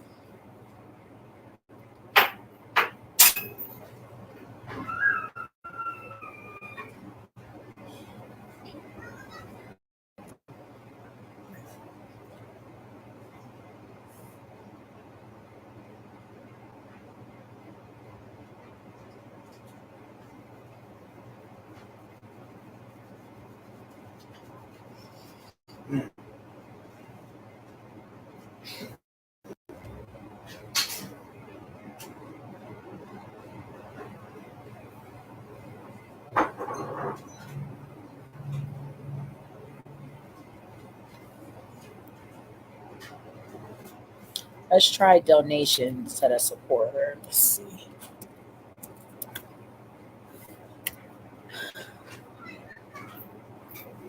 Okay.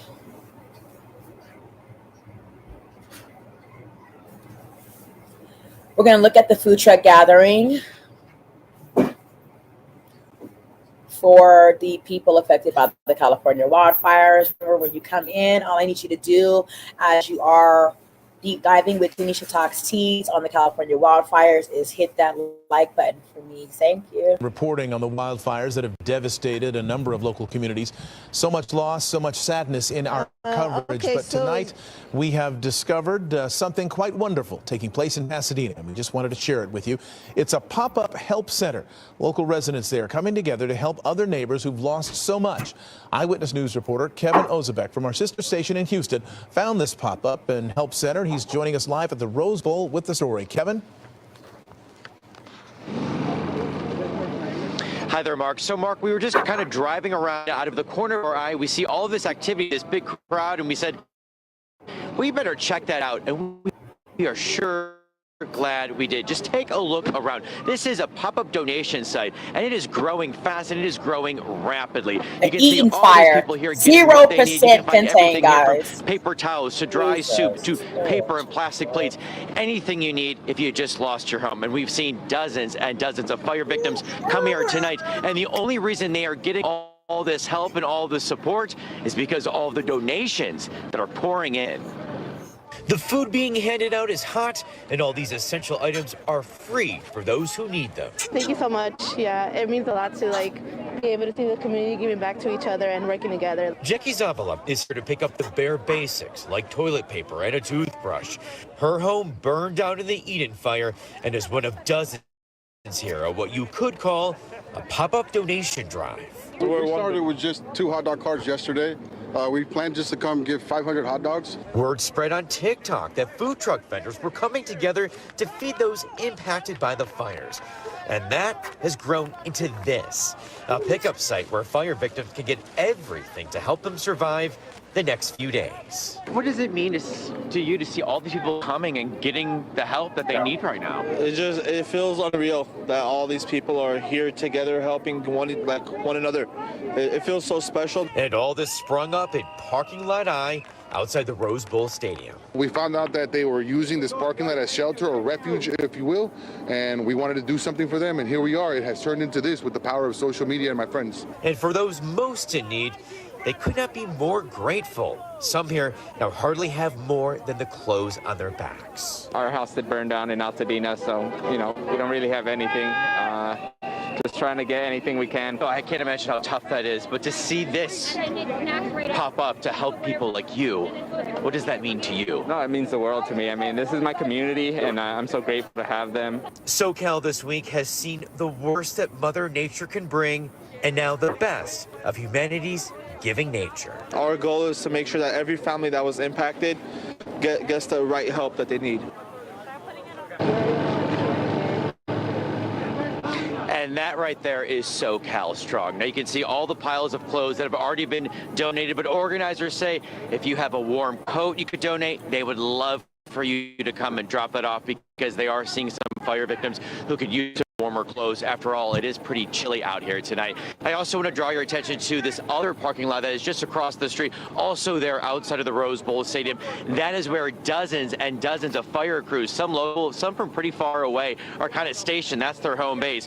Well, right now, Mark, that parking lot is pretty quiet because we know a lot of those firefighters are out there working these multiple fires. So we have neighbors helping neighbors and also some support from very far away across the street. So SoCal sure does have some support in this very tough time of need. Reporting live in Pasadena, Kevin Osbeck, ABC 7 Eyewitness News. Kevin, is there one person in charge of this, or is this kind of one of these organic sort of things where everybody's kind of stepping up? I would say very, very organic. We talked to multiple organizers here, and like they said, a lot of them run some food trucks. They went here because they knew some people who were evacuated were just coming here for help because they couldn't stay at home, and it just grew. They started making TikTok videos of this, and it went from 2 food trucks or 2 hot dog stands, it was described to me, with just 500 hot dogs to all this. And Mark, I'm not kidding. We could just walk around here. You name the item, you are going to find it here. Boxes of Pop-Tarts, boxes of ramen noodle. They had hot coffee here earlier today. Pre-cooked food. They were giving away 4 pizzas. And Mark, just before you tossed to me, there was a huge truck here just dropping off more and more donated items. Particularly in that truck, we saw just boxes and boxes, crates and crates of bottled water, something that a lot of these fire victims could especially use. So to answer your question, I would say this is very, very organic. Indeed. Now, just for people who may be just tuning in right now, who either want to donate or who might want to come in and get something that they need, tell us exactly where you are. So this is parking lot I outside of Rose Bowl Stadium. So just look for parking lot I. And I'll tell you, Mark, once you kind of drive here, you cannot miss it. There's not much going on right now besides this pop-up donation site. It's all lit up. There are still lit food trucks here, so it's very, very easy to spot. You can come, you can drop off your donation, or if you are a fire victim, or some of the organizers here say, in need of any reason, you can come and pick up what you need. Again, they are specifically asking right now for some warmer clothes since it is chilly. But some of the fire victims who we talked to, I mean, Mark, we met one young couple who they left. They were evacuated from Pasadena. They just thought this was just kind of a warning. And a few hours later, they'd be able to go back to their home. Well, their home has been completely burned down to the ground. They grabbed hardly nothing. So they came here to get the absolute essentials: toothpaste, toothbrushes, snacks like Kind bars, stuff like that. I mean, they literally have just the clothes on their back. So this really is a lifeline right now to some people who are in desperate, desperate needs under these desperate, desperate times. Kevin Osbeck, thank you for that live report. Parking lot I next to the Rose Bowl. Maybe some more of these pop-ups will pop up in other parts of Southern California that have been affected by these wildfires. Thank you for that report. Definitely uplifting. And anybody who's lived in Southern California for any length of time will tell you they wouldn't be surprised. Hello, I'm Mark Brown. Get more great ABC7 content by clicking the subscribe button for our YouTube channel and download the ABC7 Los Angeles streaming app on Fire TV, Android.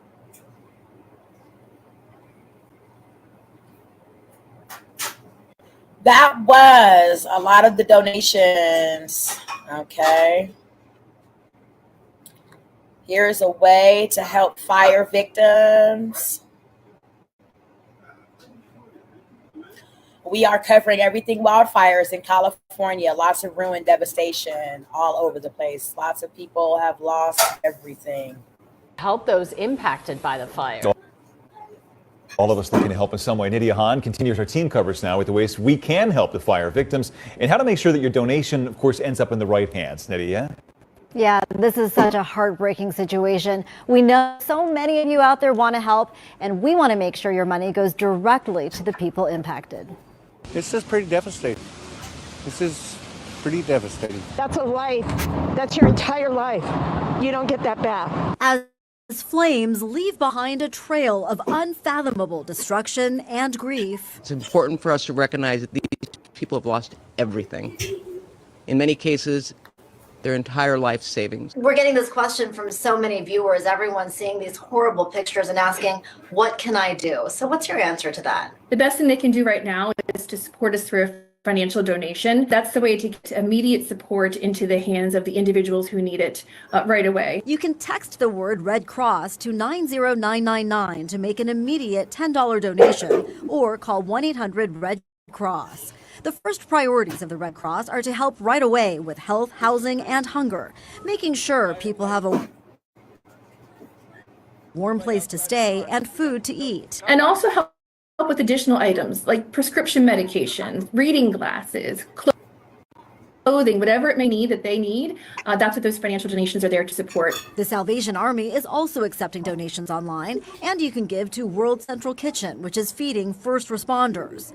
And Charity Navigator, the nation's largest independent evaluator of nonprofits, is providing more options to give. And we've put together a curated list of highly rated organizations that have feet on the street that are actually addressing the different component parts of the disaster recovery right now. Charity Navigator's CEO hopes people keep in mind that this will be an ongoing crisis. And so if you really care about doing something for the folks in Los Angeles and for getting people back on their feet again, stay the course and find an organization you want to support and then consider supporting it over time, not just right now, because these things take years to clean up. We put a link to Charity Navigator's curated list, plus how to donate to the Red Cross on 6abc.com/links. A number of GoFundMe pages are also being set up, but please only donate to people you actually know. And best not to give to people who solicit you for donations. And certainly, you guys, we want people to give, but they need to think about these precautions. Yeah, I love that sign on the wall behind him. It says, "It always seems impossible until it's done." This seems impossible, but with our help, it will get done. Nydia, thanks so much. We are covering everything live from the California wildfires that sprung up on Tuesday. Okay. So let's talk more. Okay. About what people think happened.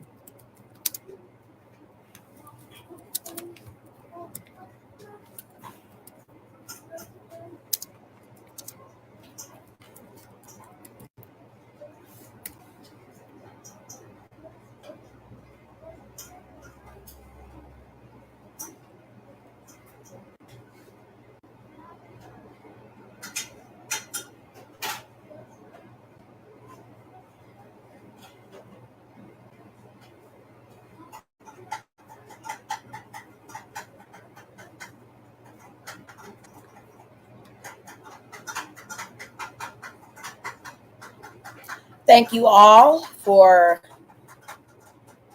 deep diving with me, Tanisha Talks Tees, on the California wildfires. At the very top of the suspect list sits a group known simply as the homeless.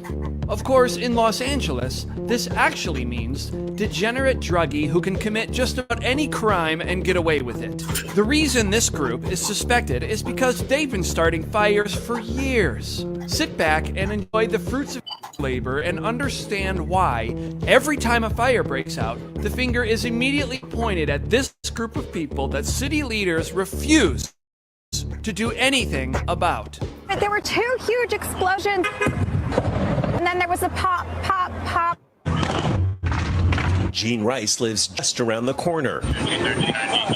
Fire destroyed the tent where it started and destroyed everything around it. So people are thinking that the homeless may have started the California fires. In danger. The number of fires related to homeless people has been going up every year, nearly double the number last year compared to 2020. They're actually evacuating. Those fires often damage apartments and other buildings. This dude's car is about to blow up, bro. What the? Oh, wait, he just set it on fire? He set it? He set it on fire. He's got a gasoline tank. He's checking out his own crime scene. He's like, how good did I do right there?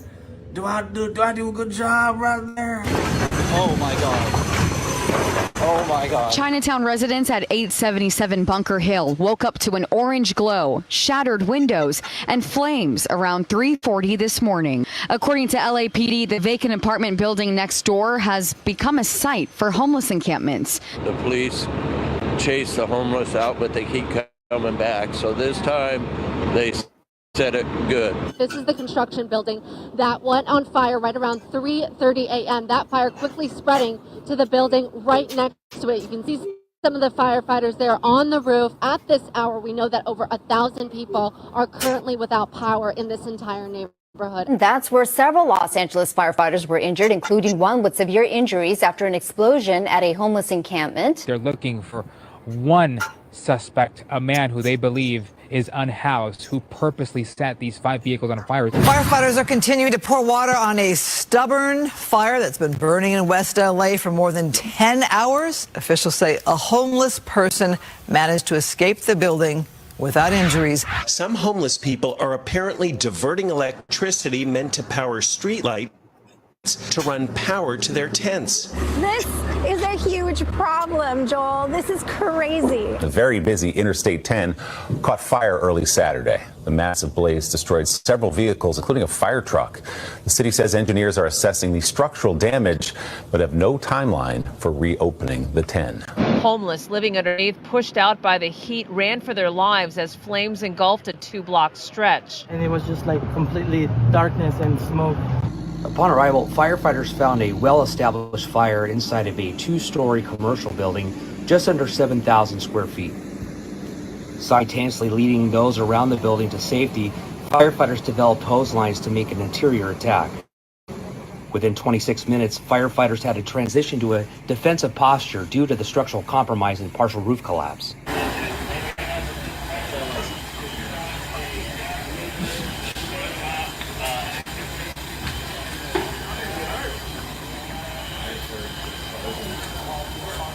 We are here live and direct, Venice Beach, California. Unreal. Look at this mega fire right here. Hopefully nobody's in there. Hey, is anybody in there, man? Oh, shit, man.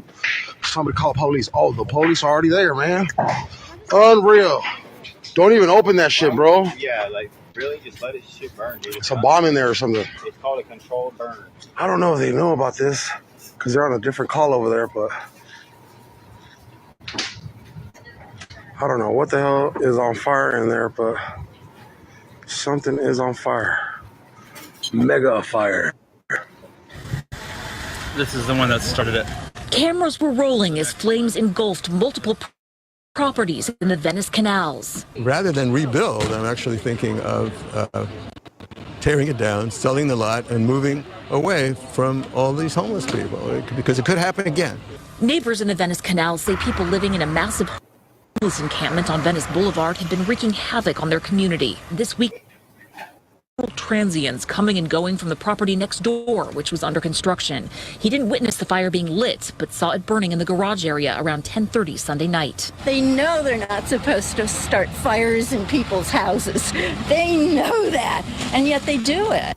Her dog died she lost her home and she lost everything. When is it going to be enough? An overnight fire at a Venice bungalow, the latest in a string of dangerous incidents that is quickly making parts of Venice unlivable. The chaos on the street it's unbearable. This photo shows the owner weeping beneath the body of her beloved dog Togo wrapped in a sheet. The fire may have been arson. Firefighters telling local reporters they think someone threw something over the fence. Residents believe it was payback for recent incidents involving the homeless. There's a large tent encampment outside just across the street from Westminster Avenue Elementary. We live with feces all over around our house. There's been 20 fires in this general vicinity of the 105-110 area since last Thursday. 4 or more homeless fires a day, all within 1 mile of this 105-110 interchange. Community advocate David Matthews says they're all arson, and most often in the middle of the night. The homeless fires are in campers, tents, grassy encampments, and along the railroad tracks. One of the biggest challenges we have in the Gateway is we have all these overlapping jurisdictions. It actually happened on state property. So now you have to get Caltrans and CHP involved to let them know that, hey, you had a fire. And then it was the city fire department that responded. So in a way, this is actually kind of a perfect place for a homeless person to live. It's the perfect black hole. I am so tired of the absolute inaction of our politicians here. Okay, so ones are speculating that potentially a homeless person or people committed the California wildfires, okay? Now, why would the homeless commit wildfires? Because they are desperate, they are vulnerable, and they are sick, and they are tired of being the cast outs of the community. Thank you for sipping tea with Tanisha as I talk this tea on the California wildfires. Okay.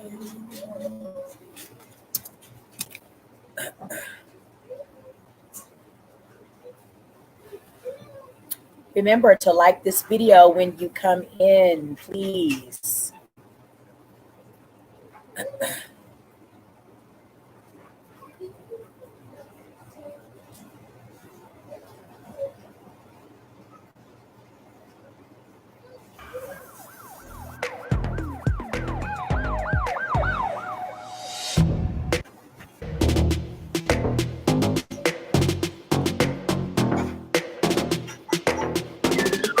Rappers and celebrities react and send prayers out to those affected by the California wildfires.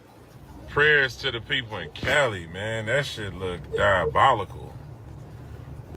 What the man? Prayers to everybody in Cali. It look like it ain't everywhere. It look like it's just a certain area, I guess. So, cause some people on there just chilling, but that shit look crazy, man. They finna bankrupt the shit out them goddamn insurance companies with them big ass mansions that's burning up. That shit is crazy. Prayers to Cali, man.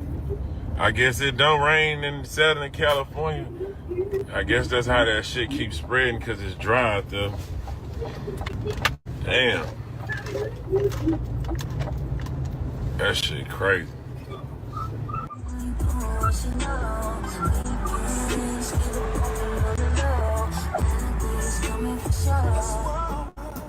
Okay, y'all, so I came to the bank, went to the ATM. The ATMs are off. There's no power. So I go inside to go to the door, and the door is locked. As you can see, all the employees are leaving. There's no power at the bank. It is crazy out here. Hey, what's going on, everybody? Hope you all are doing well as best can be expected. So, basketball producer, star Shani. Just kind of wanted to say something about what we all are witnessing right now. It's crazy. My wife texted me a picture of what was happening in California, and that's where she's from. And her mother is there right now. And I just read an article that said about 4 acres a minute. 4 football fields a minute is being devastated. You just told me about a restaurant we go to. Yeah, Moonshadow on PCH is gone. I saw it on live. So anybody who travels PCH when you go to LA, you know, it's just legendary. You know, it's a beautiful area. Palisades. I grew up, you know, in Los Angeles, so all of that it's crazy to see that so much is gone. My son was texting me saying a lot of his classmates' homes have been completely destroyed. My mom and my sister and brother and nieces are all safe, but you know, the air quality, everybody's inside, the smoke, it's crazy. It's really, really crazy to see. I mean, we experienced those, like I said, living in LA for most of my life. So I was dating this guy, Chris. We are now listening to what some of the celebrities are saying as they also witnessed the devastation and ruin from the wildfires in California. Thank you for viewing with Tanisha Talks Tees. Please remember to like the video as soon as you come in.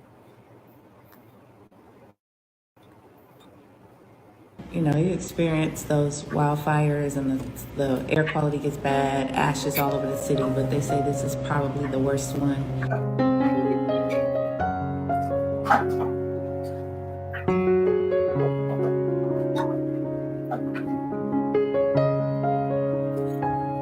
This said, if you are in a heavily fire infected area with little to no help due to emergency services being busy and your home is in danger, you can buy a pump from Home Depot and a hose extender ASAP and use your pool water if you have one to hopefully assist you in putting out any flames on your property.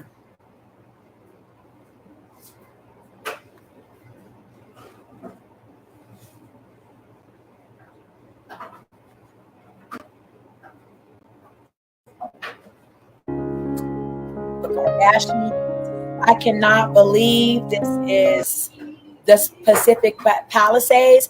This is so incredibly heart-wrenching. My heart is aching for all of Los Angeles. Romeo Miller. Master P Son says, fam is safe, just a lot of uncertainty with next moves. Praying for everyone involved in these fires. Damn 2025. We are only 11 days. God put it on my heart to get as many of y'all as possible to pray for the firefighters on the front line. The damages are horrific, but those men and women are going into this deadly fire while we are fleeing. Send them all angels -RM. Romeo Miller.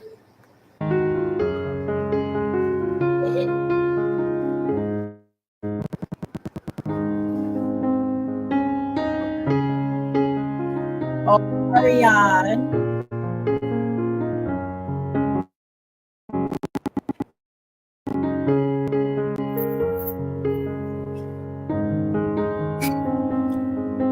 Chris Brown. I hear Chris Brown says that someone started these fires. Shit don't add up.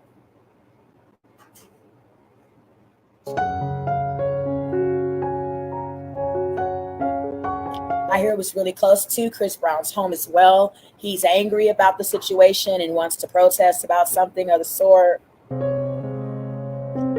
That would be Ice-T's Darlene ex-wife, mother of his child, son. You can see Darlene every Tuesday on the Corey Holcomb 5150 show. Hear the wind? It's so strong. It's moving my big old truck side to side. Look at that. Oh my God, look at that. It's going right up that hill. No, all these people losing control. This poor guy. Jesus, I hope they're okay. Oh my God, it just happened. Jesus Christ. Look at all the stuff in the road. There's so much debris. That's Darlene or over. Look at that. Hear all the stuff. That's Ice-T's baby's mother. You can see her on the 5150 show with Corey Holcomb on YouTube every Tuesday. Oh my God, here we go. I'm almost there. Stay safe, everybody out there. Okay, so I was right. That earlier fire that I filmed from the freeway on my way in, look at that.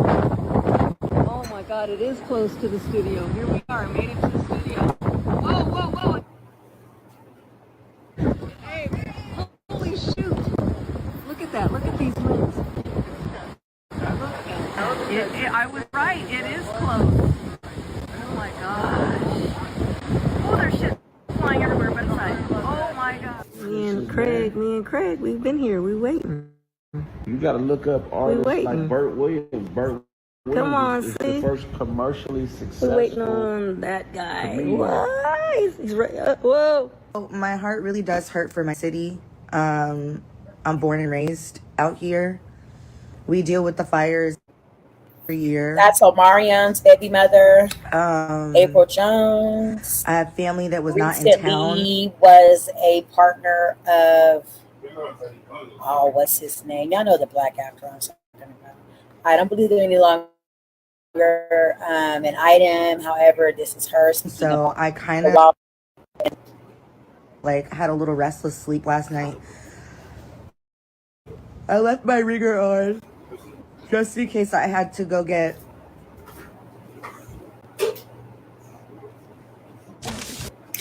We are deep diving. Thank you all for being here. It is a very sad, tragic moment for lots of Californians as they are experiencing one of the worst devastations we've ever seen as far as wildfire is concerned. It looks like a world war in California right now.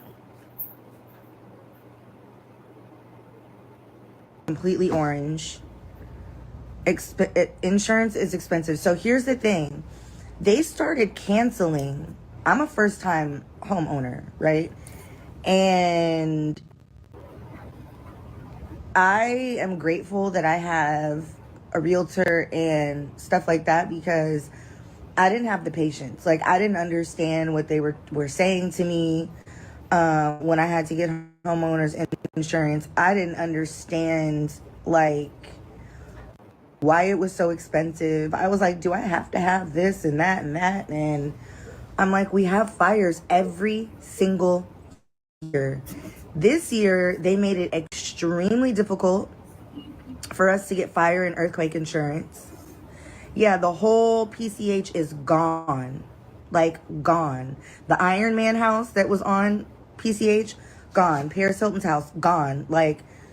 Ricky Lake's house, gone. F it being those particular people. I only say that because growing up, I would ride down PCH, and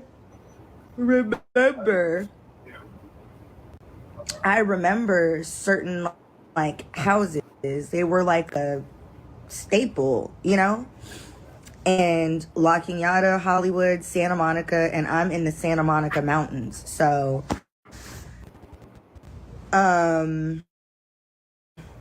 be sure to like, comment, and subscribe. It gets really sad. It's sad. And I don't understand why they make it so difficult. They know we're going to have these fires. They know that once the fires do come, they spread instantly. It really is an instant. Yeah, Pasadena's done. PCH from where I'm at all the way down to the left towards Santa Monica, done. PCH where I'm at all the way to the right towards Malibu, done. That's considered Woolsey, where we're at, the Woolsey fires. So Studio City, Laurel Canyon, Runyon Canyon, done. We don't have any big ones. I want a smothered one. So I don't know. So we're about to take a look. Say the question again, friend. What was the question?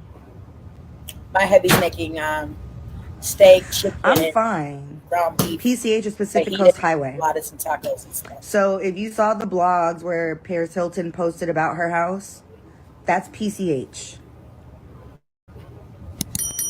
So when you come down the canyon from my house to Topanga and you hit PCH and you make the left, going left is on P. So okay, you go up Topanga Canyon and you hit PCH. When you go left, that'll take you to Santa Monica. That'll take you to Zuma Beach. That'll take you to Venice, and you can catch the 10 freeway to the 405 from there. When you come up to Topanga Canyon from where I live and you make the right, that takes you to Malibu. So that's like the Iron Man house. That's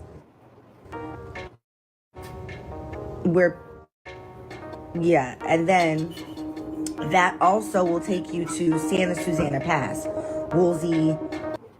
Let's continue to see what celebrities are saying about the wildfires. Thank you so much for deep diving in with me today. We are talking tea on the hottest tea to sip to date, which would be the California wildfires. Lots of devastation, ruin, loss, suffering, and we're just going to continue to update all of you guys on the matters of the matters. And pray. The biggest we're going to do is pray. If you can donate. In the video, I have expressed where you can. So go back to those minutes where you can see how to donate to the people affected in the wildfires in California. Okay.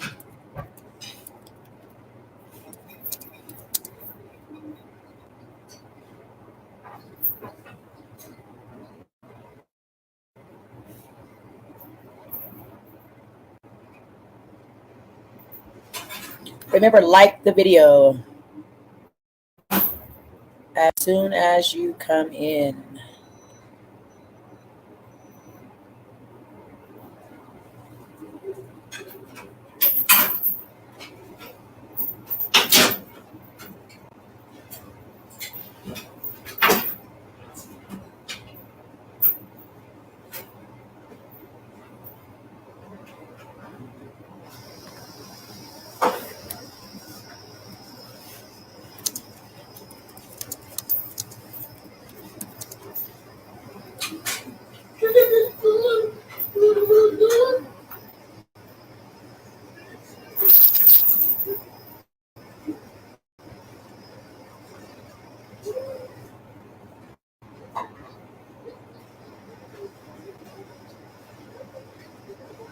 As devastating wildfires spread through southern California. The fast-moving fires, which ignited due to extremely high winds on January 7th, prompted the mandatory evacuation of more than 80,000 people per NBC News. Among the evacuees include several celebrities like Mark Hamill, who writes an update on his Instagram, quote, 7 p.m. personal fire update. Evacuated Malibu so last minute there were small fires on both sides of the road as we approached PCH. He then later includes an update saying he evacuated safely to his daughter's house in Hollywood, adding, quote, most horrific fire since '93. Celebrity chef Sandra Lee shares terrifying videos of the flames tearing across the Malibu coastline. Jermaine, close the window, quote, please. My home in Malibu has got me through some of the darkest moments in my life. I've loved creating it, embellishing it, building it, caring for it, and protecting it. The 58-year-old continues, I've cherished every moment I have had with it. As the fire draws closer, I pray for it. I pray for everyone in Los Angeles right now.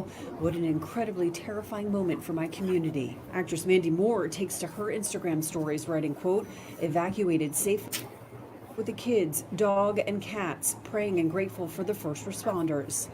Say a prayer for the Palisades here.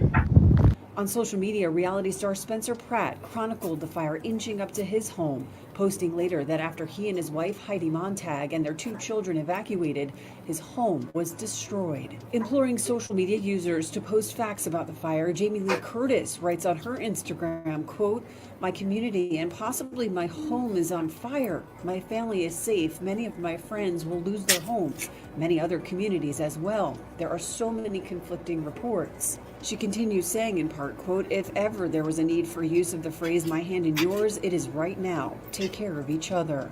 Others simply sent thanks and prayers for the firefighters and first responders battling the blazes, including Khloe Kardashian, who takes to her social media, writing in part on her Instagram stories, quote, "Your selflessness, resilience, and tireless efforts to protect lives and communities are deeply Khloe's appreciated. like You are my true favorite of the heroes, and we are Kardashians. incredibly Okay. grateful for all you do." Guardians of the Galaxy star Chris Pratt echoes her statement in his own post, writing in part, quote, "Thank you to the brave firefighters and first responders who are working tirelessly to protect lives, homes, and wildlife as they battle fast-moving wildfire fueled by fierce winds. You are true heroes, and we are endlessly grateful for your sacrifice and courage. Let's all come together to support one another during this tough time."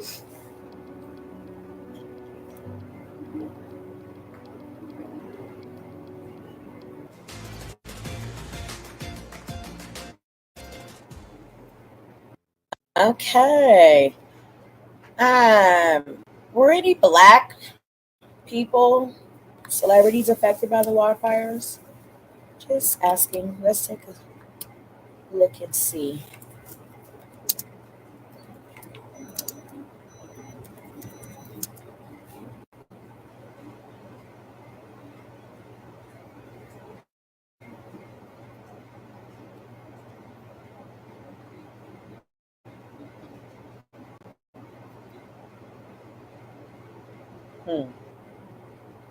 Not that I'm seeing. I'll keep you guys posted on that.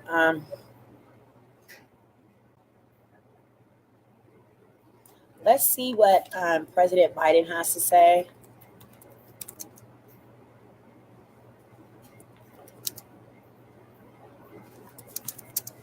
President Biden on the wildfires. Remember to like the video when you come in, please. Thank you.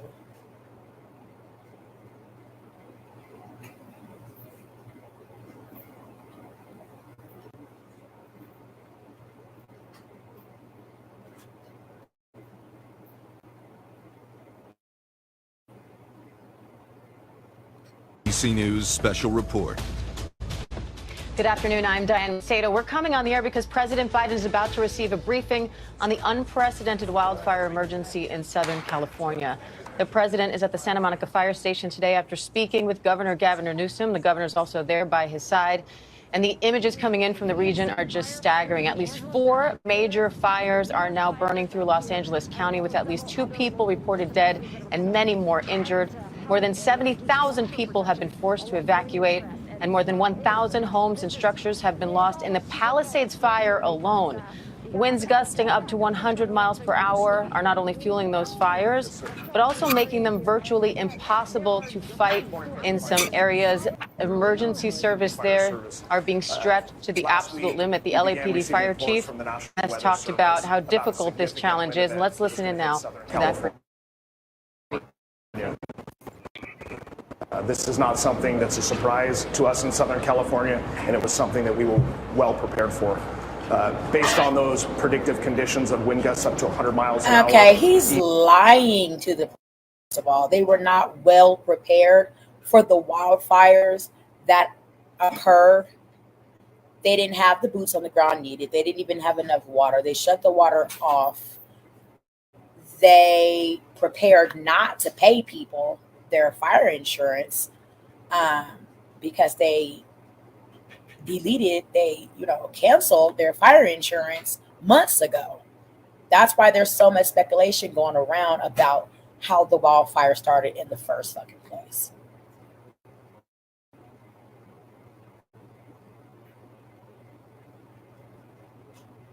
Local, state, and federal agencies. Hundreds of firefighters began moving on Sunday afternoon from Northern California into Southern California. My local partners began upstaffing their own fire stations, helicopters, fire engines, hand crews, to be prepared for an incident like this that occurred. Those resources were pre-positioned in counties throughout Southern California for an event just like this. And on Tuesday morning, Palisades fire began. I'd now like to introduce you to Chief Crowley, who can touch on the Palisades fire. Chief. Thank you. Thank you so much, Mr. President. I'm here just to provide you a brief on 3 significant fires that have occurred within the city of Los Angeles.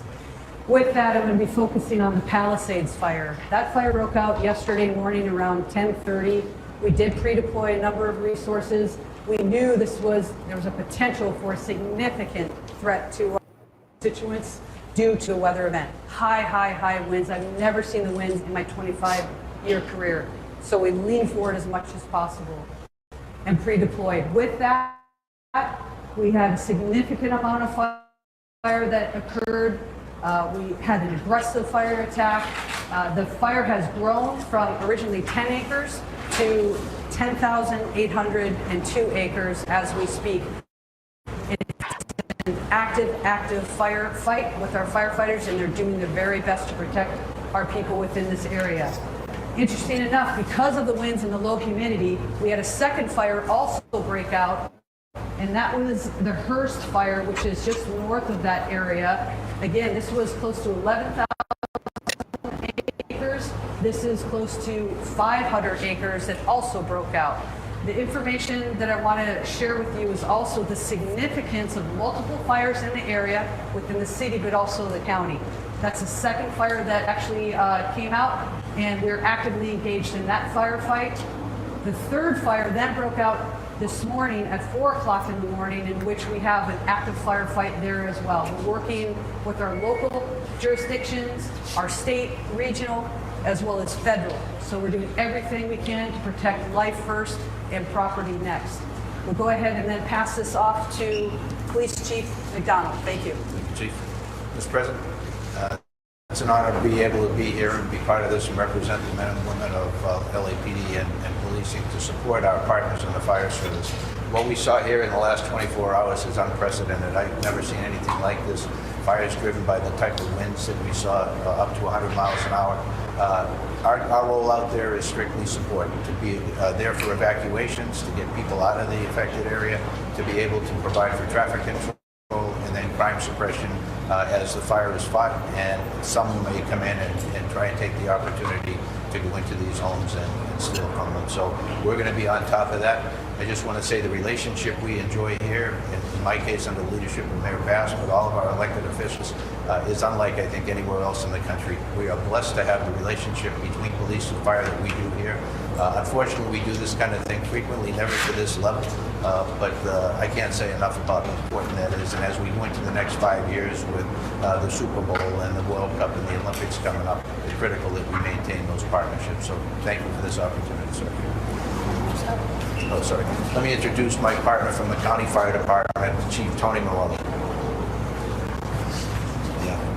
So thank you, Mr. President. I'm going to be giving you an update on our Eaton fire, which is east. The county starts all the way up in Lancaster and goes all the way down to the Long Beach border. We go from the county line at Ventura all the way out to Pomona, 4,300 acres.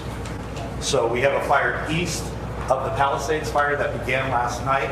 It's called the Eaton fire. It's currently 10,600 acres, 0% containment. We have over 750 firefighters on the line. Unfortunately, 2 people have lost their lives. Residents have lost their lives at the Eaton fire.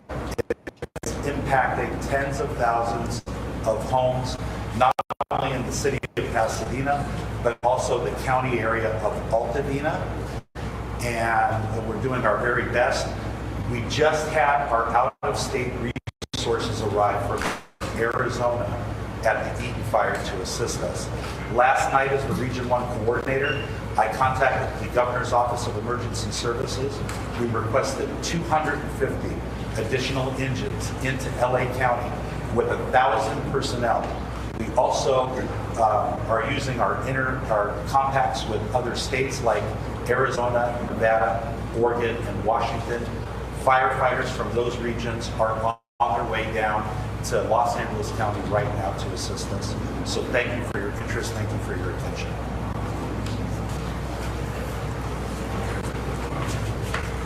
The governor asked for a declaration provides for everything from the governor's do. We're signing today. Folks, the fact is that I expect the DOD, Department of Defense, to rapidly provide additional firefighting personnel and capabilities. Also, California National Guard is adding 2 modular air firefighting systems, and 2 more are being ready for the National Guard and the Nevada National Guard. And 4 more are coming from the Northern Command, and 10 Navy helicopters, water delivery buckets, coming down from San Diego. We're prepared to do anything and everything as long as it takes to contain these fires and help reconstruct, make sure that we get back to normal. It's going to be a hell of a long way. It's going to take time. So we need the federal government's here today. Everything we need. Is there anything you actually haven't gotten yet? Quite the contrary. Mr. President, just first of all, that major disaster declaration we approved. Next level of appreciation on behalf of all the residents here in Southern California. As the chief said, we had pre-positioned assets this weekend in anticipation of these weather events. The complexity of multiple fires, the likelihood of these weather events this winter that continue over the course of the next many days, impacts of over 1,000 structures already that have been destroyed, 100,000+ people that have been evacuated, lives lost, traditions, lifestyles, places torn asunder. This means the world to us, and just publicly, because I think this is important. The president happened to be in the region, in town. It's impossible for me to express the level of appreciation and cooperation we received from the White House in this administration. So on behalf of all of us, Mr. President, thank you for being here, but not just being here today. Thank you for being here since the minute of this incident. There was a 10-acre fire, less than 24 or so hours to go. Deep gratitude. It's astounding what's happening. All I want to do is my son was out here anyway. They got a notification yesterday that their home was burned around. Today, it appears that maybe still standing, I'm not sure. But the good news is, I'm a great-grandfather as of today. Granddaughter. Girl, baby boy. So I remember this day for about a long reason. Thank you, Press. Thank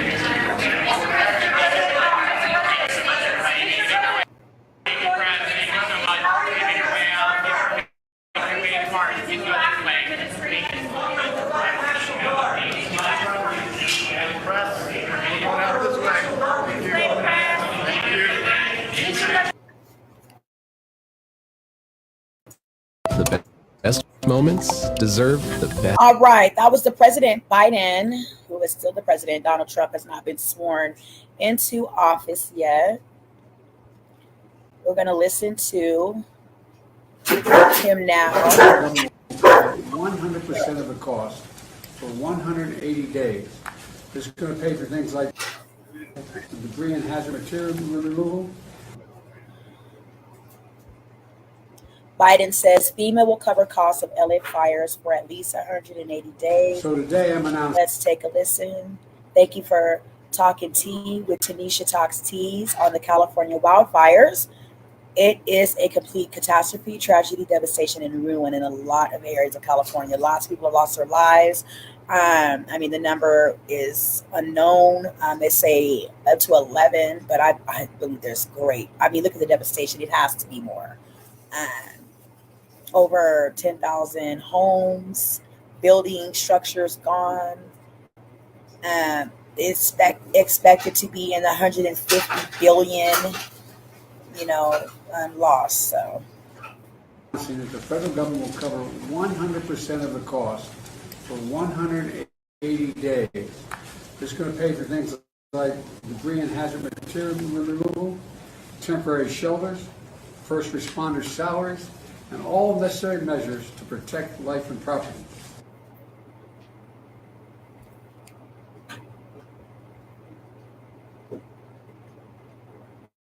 HoneyBook completely changed how I do business. I'm a photographer. That's Biden saying he is going to cover costs of the LA fires for 180 days. The federal government will cover one. So today I'm announcing that the federal government will cover 100% of the cost for 180 days. This is going to pay for things like debris and hazard material removal, temporary shelters, first responders' salaries, and all necessary measures to protect life and property. So today I'm announcing that the federal government will cover 100% of the cost for 180 days. This is going to pay for things like debris and hazard material removal, temporary shelters, first responders' salaries, and all necessary measures to protect life and property. Okay. I believe there was something that Biden sat down and spoke with Kamala Harris on. Let's see. A briefing today on how federal resources are helping the Los Angeles area fight and recover from the massive fires. This as President-elect Trump criticizes the federal and state response. 27 News Washington correspondent Basil John joins us live as the devastation turns political. Well, Rebecca, wildfires are plaguing Los Angeles, and back here in the nation's capital, the president is offering as much help as possible. Fires raging throughout Los Angeles have destroyed thousands of buildings, displaced thousands of people, and killed at least 10. The scope, the scale, and the erratic movements of these fires is truly unprecedented. President Joe Biden says firefighters have made progress combating the fires in the last 24 hours. But we've still got a long way to go. Gusts from the Santa Ana winds powered the flames and aided the spread.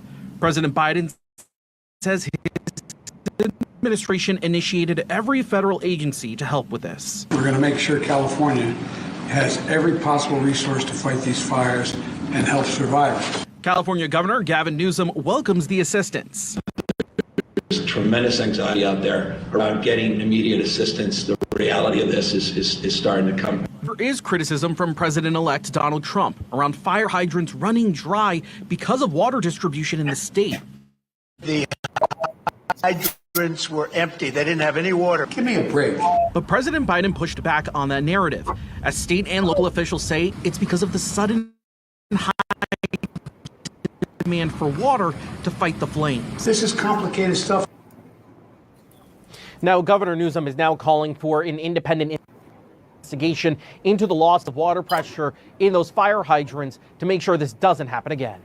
Reporting live in Washington, I'm Basil John. All right, Basil, and with federal resources now helping the effort, is there anything Congress can do to help as well? Yes, so President Joe Biden said during his briefing today that for Congress, they need to start allocating some of those appropriations to make sure this is taken care of in the future. Thank you, Basil, for that live report from D.C. 27 News is helping collect donations for the California wildfire victims, and you can scan the QR code on the screen. Here you are, California Wildfire Recovery. Make a donation, scan that code.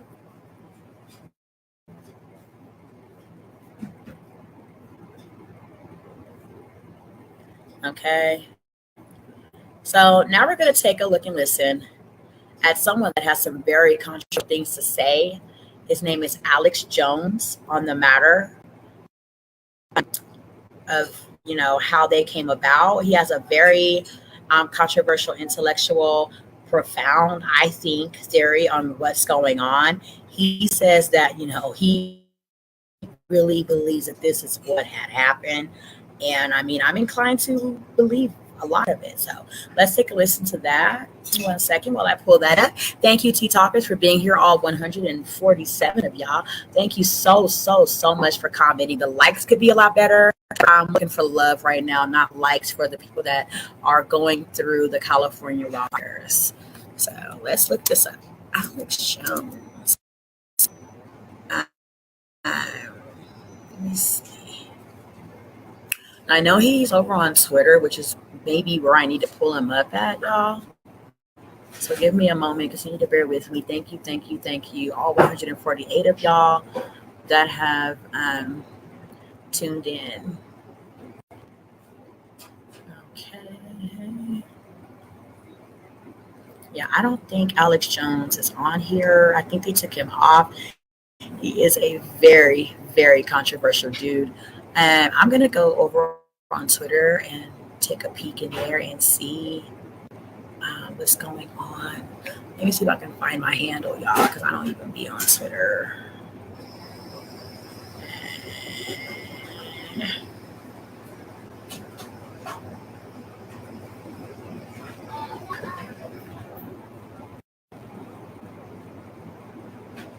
So, what are y'all thoughts? How do y'all feel? Do you guys have anybody that has been impacted?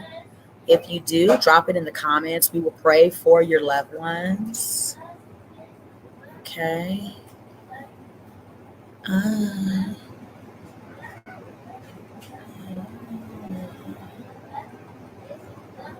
Okay. Let me get my handle.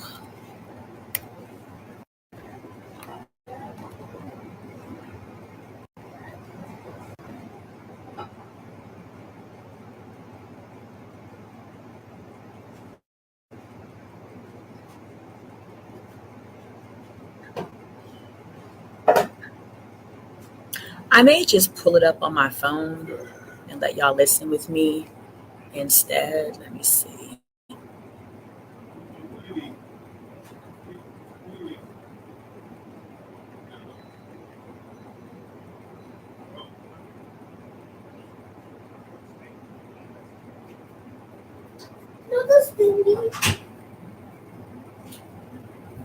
Get my little go inside.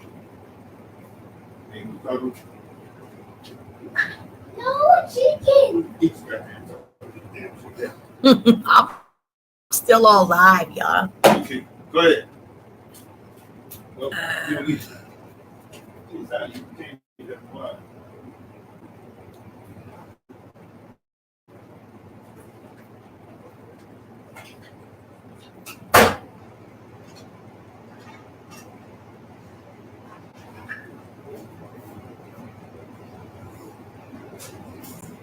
Oh my God.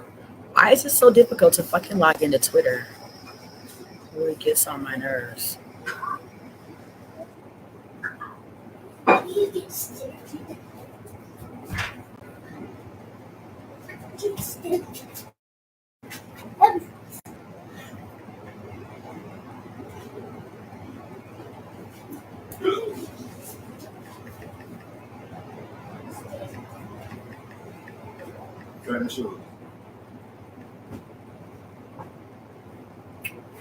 No.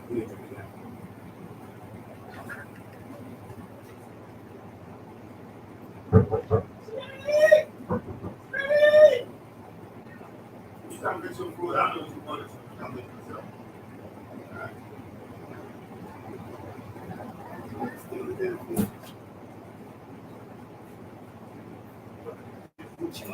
Okay, anyway. I know how to find what he was talking about last night. One of my fellow content creators over on YouTube named Denot, he streamed it. That's how I saw it and learned of it. I'm just going to go to his show and pull up the minutes where he covered Alex Jones. Okay.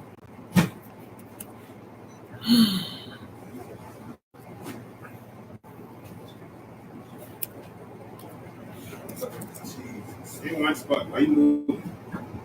Just pick up one. Why you pick up all both?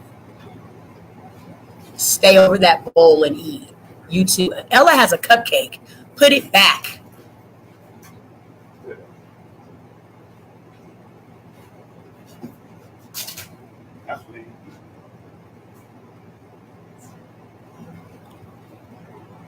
Okay.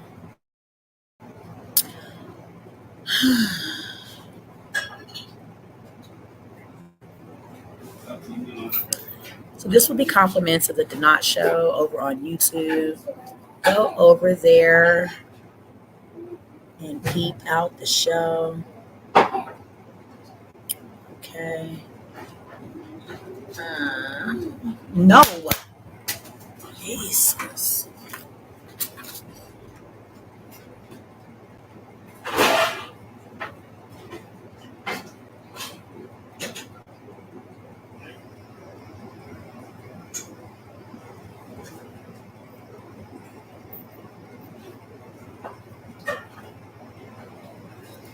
Where's the show from last night?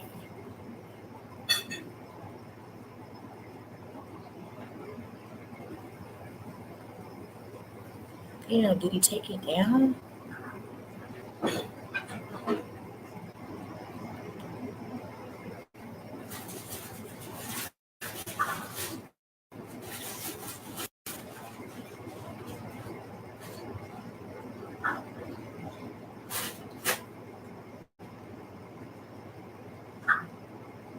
Damn, I don't see it.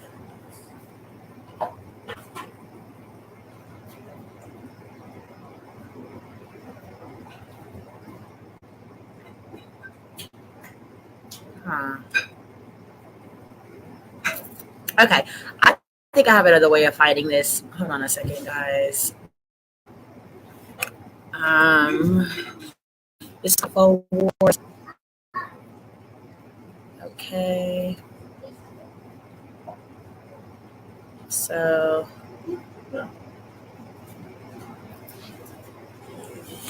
thank you. Dinner is served. It looks delicious. So I will be having that as we listen to Alex Jones on his show, speaking very controversially, intellectually about what is going on with, okay,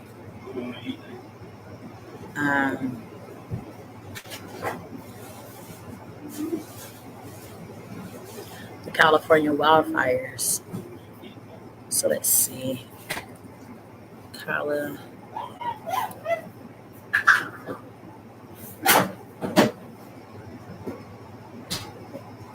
Okay.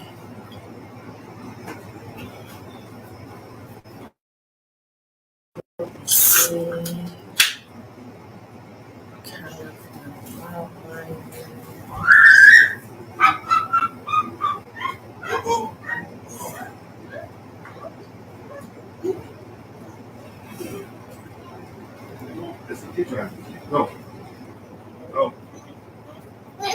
It doesn't work like that. You don't educate the public and wreck the whole globalist paradigm in the last 100 years they built and then jump back over.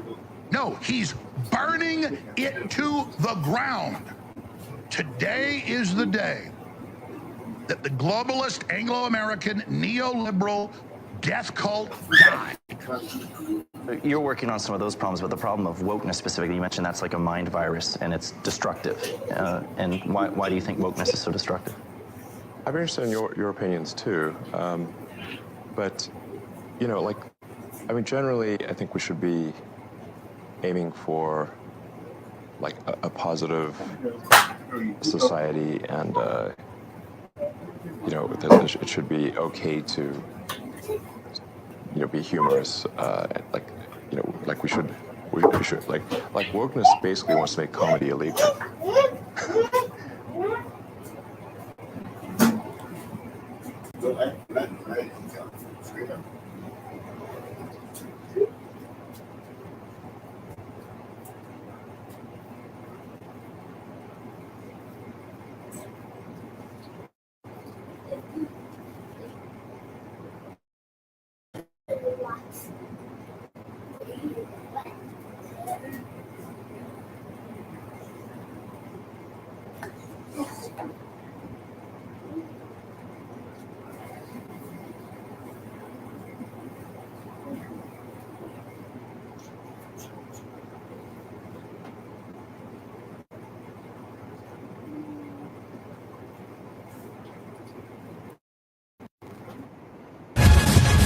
Other networks lie to you about what's happening now. InfoWars tells you the truth about what's happening next. Visit Infowars.com/show and support the InfoWars. Both so-called anti-establishment and establishment, none of them really get it. And what I do is when I start studying something, I get it. And I get Elon. In fact, I don't just get what he's doing, I agree with it. I like it. And if you call wanting to live and survive and build a good civilization and stop nuclear war and get life-extensive technology for the general public, including me and you and my children and yours, and going interstellar and unlocking the secrets of the universe and having good families and expanding the human population into the hundreds of billions, it's unlimited room.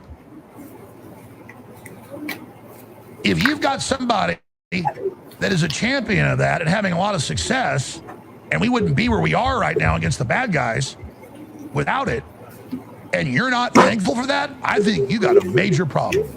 And this isn't even about changing your mind. This is about, I have integrity.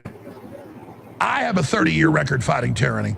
I have a 30-year record never selling out. I have a 30-year record being under total attack. I have a 30-year record changing the world and inspiring other people to stand up and believe in humanity and take on the globalist.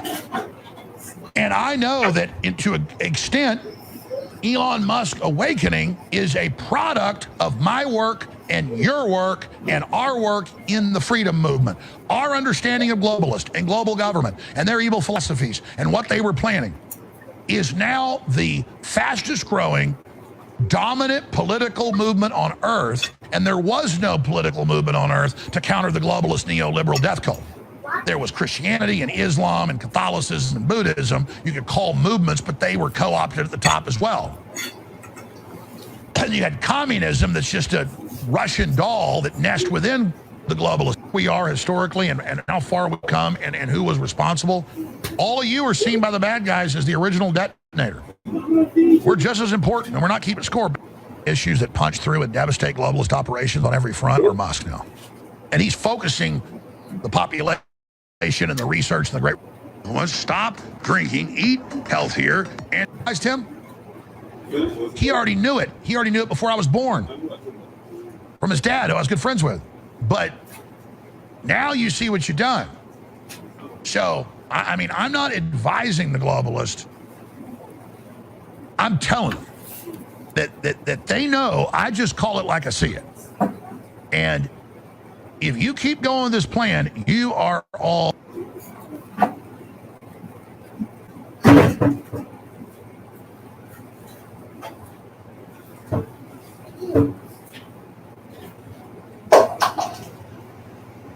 I want to find the exact conversation of it. Okay, I think this is it, y'all. I think this is it. Banned video. Oh, hold on. Okay, needs to review the security. Great. Okay, guys. Great. Let's play this.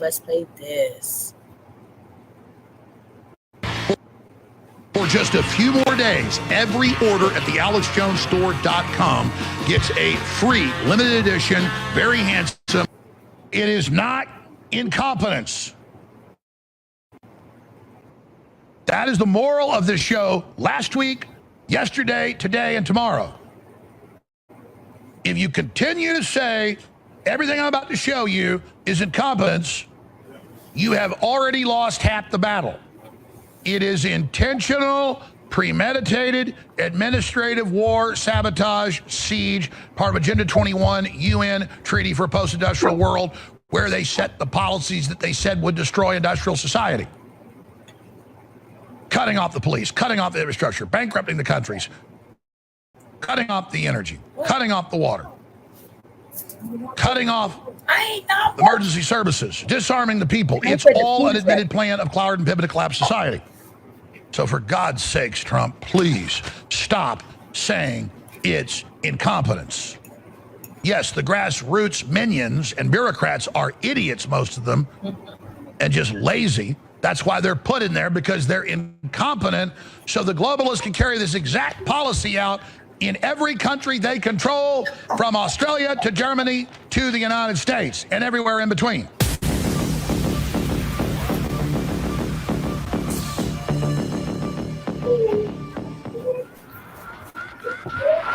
All right, I'm going to run through right now the absolute total proof that the federal, state, and local Democrat Party is 100% responsible for the worst fires in Los Angeles history that are ongoing, only getting worse by the minute, and that they were intentionally involved, worse by the minute, and that they were intentionally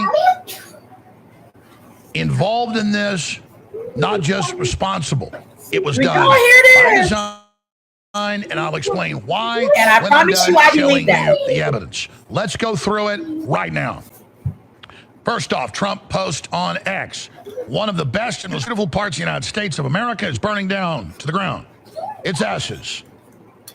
And Gavin Newsom should resign. This is his fault. Yes, he should be indicted for intentional sabotage and negligence.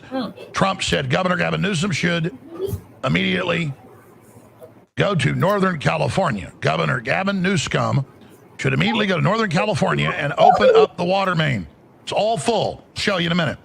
And let the water flow into his dry, starving, burning state instead of having it go on into the Pacific Ocean. It ought to be done right now. No more excuses, he says in all caps, from this incompetent governor. It's already far too late. He said that yesterday. Now, here's the problem with this, and I'm saying this up front, and I'm going to the evidence. It is not incompetence. That is the moral of this show last week, yesterday, today, and tomorrow. If you continue to say everything I'm about to show you is incompetence, you have already lost half the battle. It is intentional, premeditated, administrative war, sabotage, siege, part of Agenda 21, UN Treaty for a Post-Industrial World, where they set the policies that they said would destroy industrial society.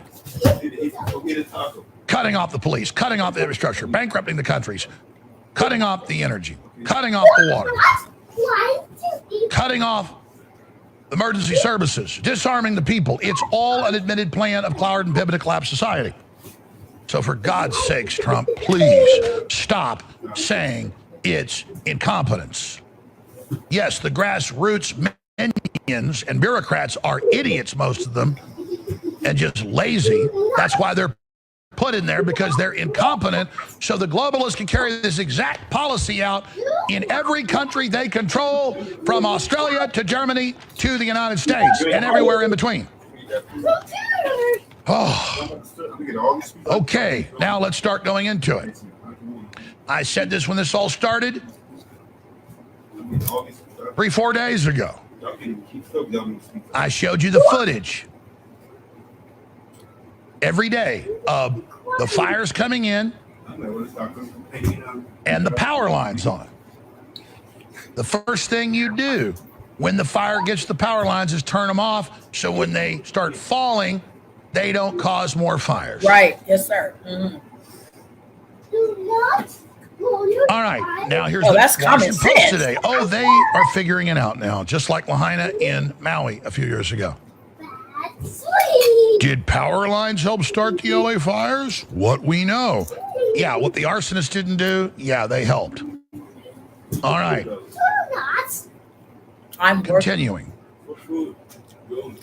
What the F? LA County just admitted they lost control of their emergency alert system. We'll play it again in a moment. You can even hear one going off in the room as the emergency management director speaks. Millions of people are getting erroneous alerts telling them to evacuate, even if there's 10 miles from where the fire or the evacuation zone. These people are wildly incompetent. What did Nick Sordar say? Everybody has to say it. I love Nick, but just, yeah, these people are incompetent. They're compartmentalized. Hell, some of them might not even be incompetent. They're just at their level. Not the right word. These people are clueless pawns of industrial sabotage, administrative terrorism. Yes, sir. That's what you'd say. Now, let me just, I have hundreds of these. I'm going to just move quickly here. Oh, I said I'd play the clip. Here's the EAS press conference if you missed it. Well, in coordination with our federal and state partners, how we can stop the messages that are going out right now that are not being initiated by human action, to stop that and then understand how that occurred, so that the tool can still be used for what was identified as like a critical fire weather that we're still experiencing and will continue to experience. Okay, so let's look at this. This is official notices by the Department of Public Works and the Fire Department in Los Angeles. This was put out just a few weeks ago on Tuesday, December 24th. This is posted on X and direct link to the city site. Official notices, temporary suspension of annual hydrant testing for fiscal year 2024-2025. The most basic job of a fire department is to test the fire hydrants.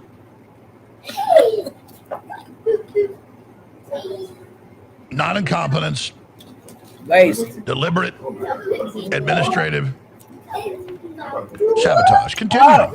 I heard that. Los Angeles Times. A reservoir in the Palisades that holds 117 million gallons of water was offline this month for previously scheduled maintenance. It was empty when the Palisades fire exploded. But you could say, oh, well, that's just, bad luck. No, they won't divert the water from a bunch of the other ones that are full. And then Trump is saying, open it up. It's all, there's maps of these things. They're everywhere. And I went and looked. They're full. But nope, just hiding in plain view.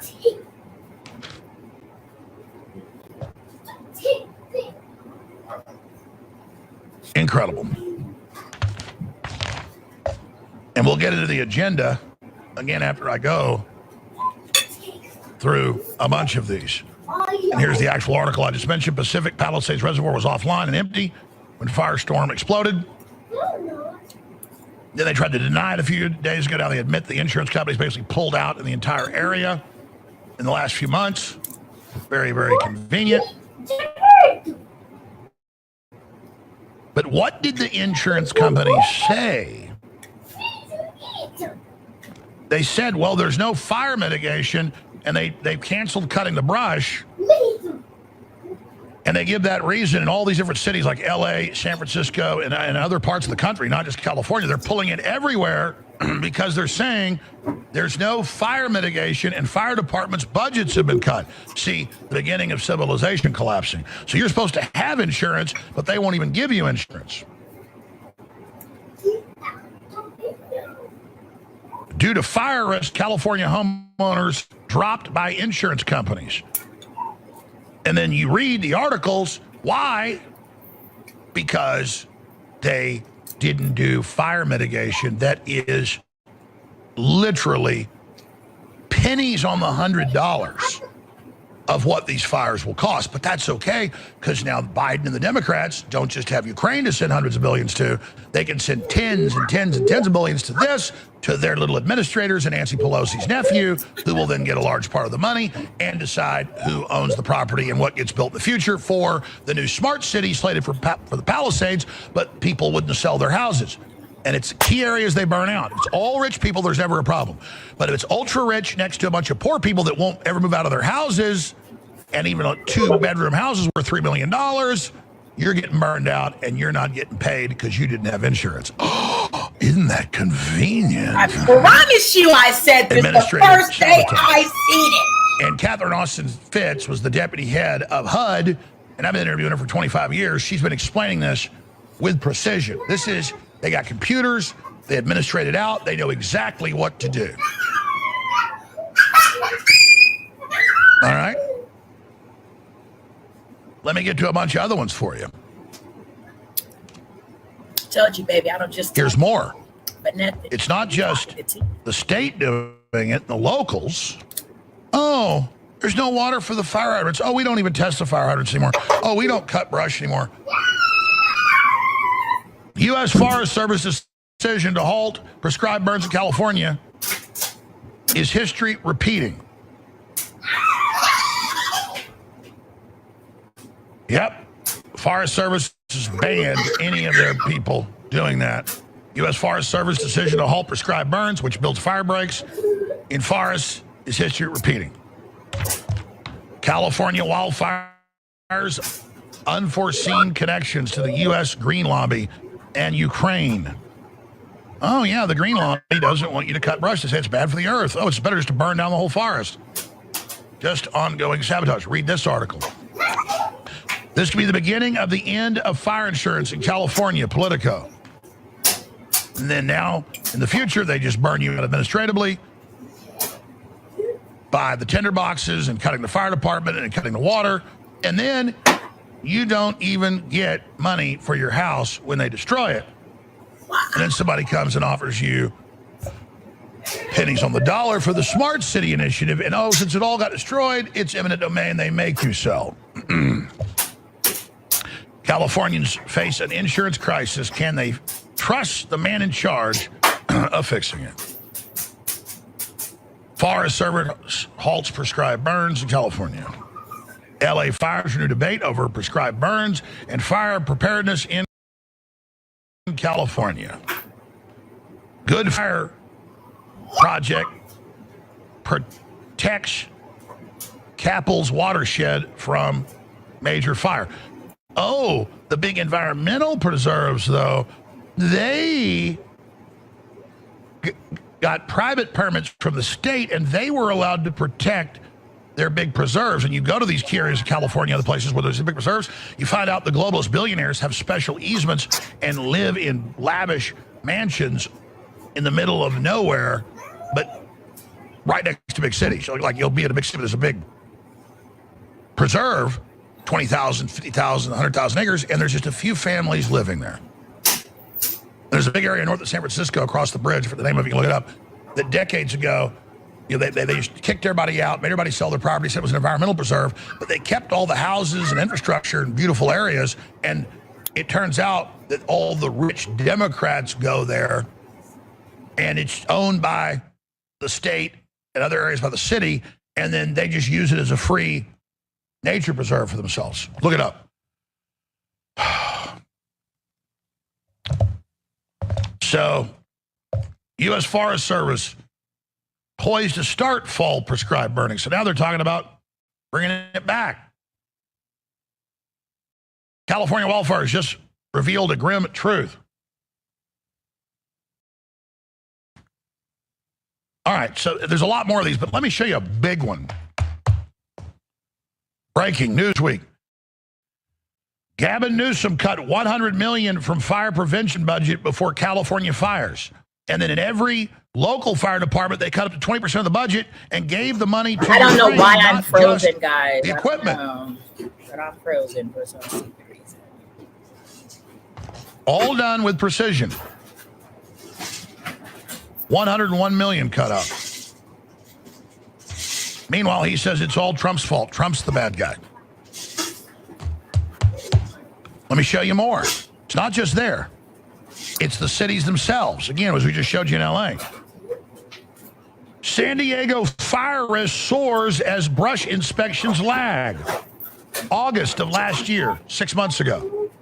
You read the article, well, San Diego doesn't have it in their budget to do any fire breaks. Now, when there's a fire, it'll just burn down whole areas, but don't worry. The feds will come in and then give the money to the bureaucrats who'll steal it. So they make fabulous amounts of money and get ultra rich while they burn everybody out. A month before the fires, LA fire chief warned budget cuts were hampering emergency response. Think so? Delayed wildfire season expected across California as brush clearance inspections begin in Los Angeles.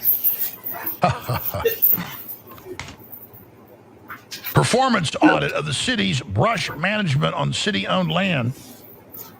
That's San Diego. You can go read that on their site. They just said, we're not going to do it. Brush clearing in California, keeping your property lean and green to help protect your home. So they'll have the policies that destroy it, won't let you do it, and the regulators come and won't let, but then they tell you, but you might want to do it.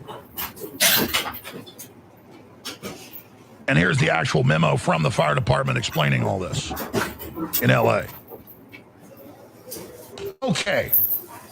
So, they got billions and billions. Look up how much California spends a year on illegal aliens. I know in the United States, just the welfare for illegal aliens and free goodies is up to $48 billion a year. But that's not counting local hospitals and systems. The estimates are more like $150 billion a year. You can look this up, what I'm telling you. It's usually worse, by the way. My numbers are usually old because I can't keep track of everything.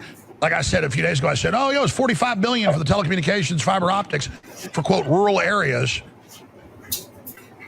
And then the crew goes, sorry, boss, that's a year old. It's $90 billion now. and we had the article. So, sorry, probably way worse, 150 billion. So, we got 150 billion for the illegal aliens and their gourmet food and their free housing, and way more than a citizen gets in welfare to entice them here. But you pay your taxes, but none of it goes to stop fires. Yeah, put that back up. And again, that's just one little story out of California. That's the feds, not the state. FEMA spent $159 million on migrant services in California in just the last 2 years. And it just adds up and adds up and adds up. Okay, so continuing. What's it all about? Get the Klaus Schwab clip ready. And you can go to the full meeting and read their minutes. They explain all this. They explain. Man-made climate change will soon burn all the cities down. And you hear King Charles and Greta Thunberg and AOC and Beto O'Rourke, just all of them in the TV shows. Everything's going to burn. Everything's going to burn. Global warming, global warming. While we build a civilization that didn't have this problem in modern history, you can look it up. I mean, you didn't have cities and stuff burning like this. It was very rare, and they got put out quick because we had a professional system. But now, and then they go, oh, it's just climate change. It's your fault. The world's ending in 2030. Remember what they say all officially? They go, because of climate change, because you won't let them have global government and ban eating beef and all the rest of it. While they're the ones administratively cutting off the energy, cutting off the fertilizer, cutting off the food. John Kerry gets up in all these speeches and says, we got to get rid of half the farms. That's the UN target goal in the next 10 years, or we'll starve. It's a quote. Or people are going to starve. When they're the ones openly turning off the energy and the plant food. It's a simple equation. You do that, you get X amount of starvation in the third world and economic collapse in the first. And what? Despair and the breakdown of society while you load it up with all these expenses and perfect boondoggles like windmills and fiber optics and all this other crap, and they didn't hook up one person with fiber optic internet. 7.4 billion or whatever the latest number was. It's always growing to build electric charging stations. Last time I checked, they built 6 or 7 of them. That's one charging station per $1 billion. Most expensive charging station cost a few $100,000.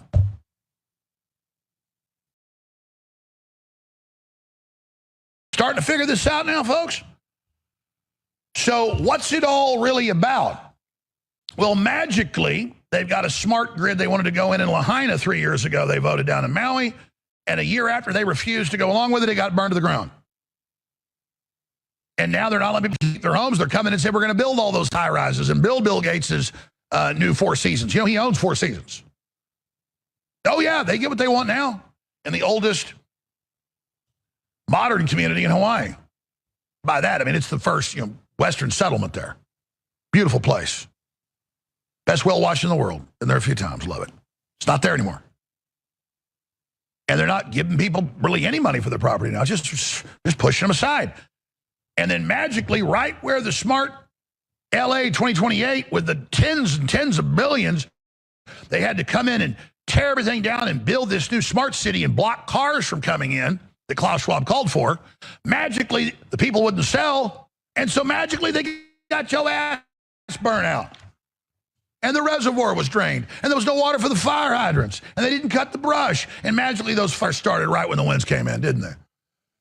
I guarantee you the bad guys deliberately set those. Then their little copycat minions went out and have been caught everywhere setting more fires. Because, all these movies where the Joker's the good guy now, they like to burn everything down. That's the leftist culture. Smart LA 2028 technology for a better Los Angeles. Then you read what it is, shutting off the roads, setting up 15-minute city. They're building a 15-minute city there. And right on time, here comes Biden. Biden pledges 100% will be paid by the federal government, meaning the taxpayers. Dying LA fires of climate change. Biden pledges full federal aid. We're not going anywhere. Biden says the federal government will cover 100% of disaster assistance. And then where does it go? Right into the key corporations and that development zone they just set up. That'll now have eminent domain and force out the thousands and thousands and thousands of homes that are 2, 3, 4 bedroom, that are 60, 70, 80 years old, where people handed the homes down. Make room for the new, beautiful, smart city. And then all the other copycats just start burning everywhere as well. And it's all class envy. The ultra elite directing it, but then the leftists go out and try to burn down the other neighborhoods, including middle class ones they're envious of. Remember, in class warfare, you hate somebody that's got $1 more than you, or somebody that is better looking than you or can sing better than you. That's what happens to totalitarian systems. They channel the energy of all the scum and all the lazy people and give them power to then go sabotage and rule and take your wife or your daughter or your son from you. It's about slavery. We'll come back with more of the total proof. Oh, you just saw absolute up one side, down the other, administrative mass murder. Oh, there's a bunch of people dying. And mass destruction of the infrastructure and taxpayer money in this country. Kill people, break things. That's war. But we got a lot more when we come back. But as negative as all this is, we were already in their clutches. At least we're aware of it. We're struggling out of it. And there's so much other good news I haven't gotten to. Man, Mel Gibson did a superlative job on Rogan. And he knew while he was here that his neighborhood was burning down. And I guess he doesn't live in LA most of the time, but he's got that house he's been in for decades. And his whole house, everything, his whole neighborhood's completely gone. We got that coming up as well. But he was exposed to something very important, so it was worth it. We'll be right back. Ladies and gentlemen, Ultimate Turmeric is back in stock. Now, this concoction of turmeric is amazing and extremely bioavailable because it's loaded with ginger root and black pepper extract. Now, you might remember I could hardly walk because my ankle was so swollen from walking around the border and catching what the New World Order was sponsoring in terms of the invasion of our country by these here fighting for this crew and ensuring that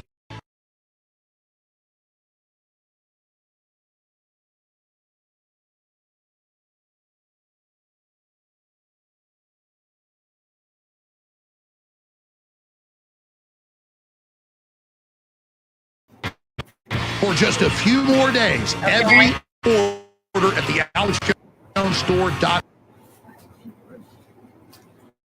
That was Alex Jones on his piece. Okay. But I want to continue to listen, okay? Let's listen. The firefighters are reportedly working multiple days with no rest, and they are using women's handbags to put out the fire hydrant. I do want to stop it there. I want to say that everything that Alex Jones just stated, I said to my child as we were seeing things unfold on Tuesday. I was like, I bet you anything that they are burning down the homes of the Palestinians over, you know, the parts that they're burning it down, right? I don't live in California, so I'm not like just quickly aware of, you know, where is what or however have you. But anyway, so that they rebuild. I'm like, I bet you they couldn't force them out of their homes, right? And so they thought to burn it down. And how, you know, convenient is it of them to try to blame it on the homeless? They're saying, oh, look at all the other fires the homeless have done. But the homeless have never, ever been able to create such a massive fire effect, let alone in the Palisades and all of the other places that these fires are burning shit, everything down to the ground in this number of magnitude, guys. Okay, I'm really, really interested in continuing to listen with you guys. Thank you for watching with Tanisha Talks Tees. All of the 161 of you, thank you so very much. When you come in here, like this video, okay? Thank you. Do not work. Newsom still refuses to release the water from the mountain reservoirs. They're just diverting it out to the ocean as usual. Or the smelt minnow that is even from California and is invasive. You can't make that up. I've been talking about that for 25 years. Trump has been on him for 8 years saying stop it, but he won't. He is now attacking Trump for being, quote, political. They have diverted, some reports are up to half of their supplies. The fire department under orders the last 2.5 years to Ukraine. Confirmed that they diverted it to Ukraine. The LA County Fire Department, the LA City Fire Department, and the Air National Guard have collaborated to send some of their surplus equipment to the war-torn country. It's part of a nationwide effort among... When California looks like a third world country, like that is criminally insane. Like agencies across the U.S. The donated supplies include hoses, nozzles, helmets, body armor, and more.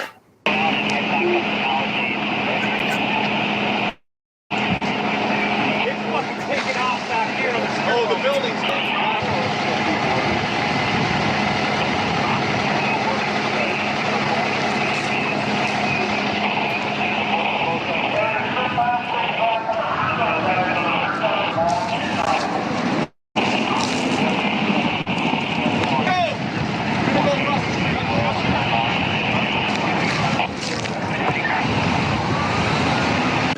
We're in the public safety phase. I hate to even ask this question, but the president-elect chose to attack you, blame you for this. One can't even respond to it. I mean, people are literally fleeing. People have lost their lives. Kids lost their schools. Families completely torn asunder. Churches burned down. This guy wanted to politicize it. I have a lot of thoughts, and I know what I want to say. I won't. I stood next to the President of the United States of America today, and I was proud to be with Joe Biden, and he had the back of every single person in this community. He didn't play politics, didn't try to divide any of us. We're giving billions and billions of dollars for forest fires in California. There's no reason for those fires to be like they are. They're leaving them dirty. It's a disgraceful thing. Old trees are sitting there rotting and dry, and instead of cleaning it up, they don't touch them. They leave them, and we end up with these massive fires that we're paying hundreds of billions of dollars for to fix, and the destruction is incredible. So I think California ought to get their act together and clean up their forests and manage their forests, because it's disgraceful. What's happening should never happen. I go all over the country, and I meet with governors. The first thing they say is there's no reason for forest fires like that in California. The government fears Alex Jones, who has the largest audience in the country, bigger than any of the networks, the biggest megaphone in the country. The deep state hates Alex Jones with a vengeance. Alex Jones is the most extraordinary person I've ever met. Lit a fire. These guys, not all the people there, but some of those guys lit that fire, and these guys they're actually the trees caught fire, and then the palms are catching fire. So civilians are now lighting fires. We're at 302 Pico, and people are lighting fires now. You can see they lit a fire. These guys, not all the people there, but some of those guys lit that fire, and these guys they're actually the trees caught fire, and then the palms are catching fire. So civilians are now lighting fires down in the so-called, flats around Santa Monica, Venice. So be safe out there. Fire department's been dispatched. We don't have enough water to put this thing out, but we're supposedly on the way. The LA County Fire Department, the LA City Fire Department, and the Air National Guard have collaborated to send some of their surplus equipment to the war-torn country, of a nationwide effort among agencies across the U.S. The donated supplies include hoses, nozzles, helmets, body armor, and more. And now the firefighters are using women's handbags because they even donated their buckets and fire hoses and flame retardants and that's disgraceful. Fire extinguishers to Ukraine. I actually have dug up some of the numbers here, and the firefighters are specifically saying that they do not have enough supplies. It turns out that the new DEI hire fire chief has actually complained about it and complained about cuts to the fire department. So there you have it. I mean, that is just unspeakable. They have refused to release the water for years and years and years, ongoing giant controversy. They did block the aircraft from the state and other states coming in to put out fires yesterday and the night before because of Biden being there. That's fact. They tried to deny that. I've got all the documents and the air control commands from the FAA. And I have the local news reporting they couldn't go up because it was blocked by Biden. So they wouldn't give them water. They cut the funding. They shipped the supplies to Ukraine. They blocked the aircraft coming to protect people. They're now there and try to put the fires out. It is just wild. And of course, they would not do fire mitigation that every globalist controlled area of the world, not just Democrat controlled cities and states, will not cut the brush. You go in a Democrat state, the trees are growing right up on the power lines. You notice that. You go to a Republican place, they're cut back 30, 40, 50 feet. I mean, it's and you can be in a Republican jurisdiction and there's fire mitigation right when you hit a county that's Democrat. It doesn't happen. It's all ESG controlled by BlackRock.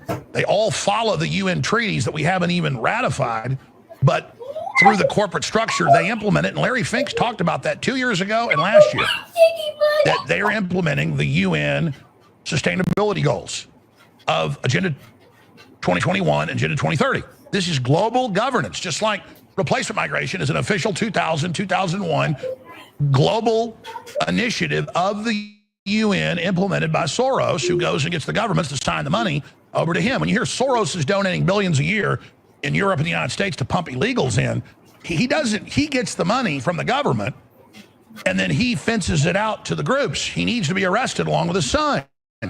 That's what Tom Homan as the new czar has come in to do. That's what's so frustrating. This is all on record. And people are just now discovering it. I mean, I remember exposing this years ago, 10 years ago with Lou Dobbs. And on one hand, you'd have Soros in Reuters bragging how he's giving debit cards free to the illegals to come here and flying them here. And then me and Lou Dobbs would cover it, and then they'd freak out and say it wasn't true. Okay, they did this fire on purpose, probably set all of it as well. All right, we'll be right back. Stay with us.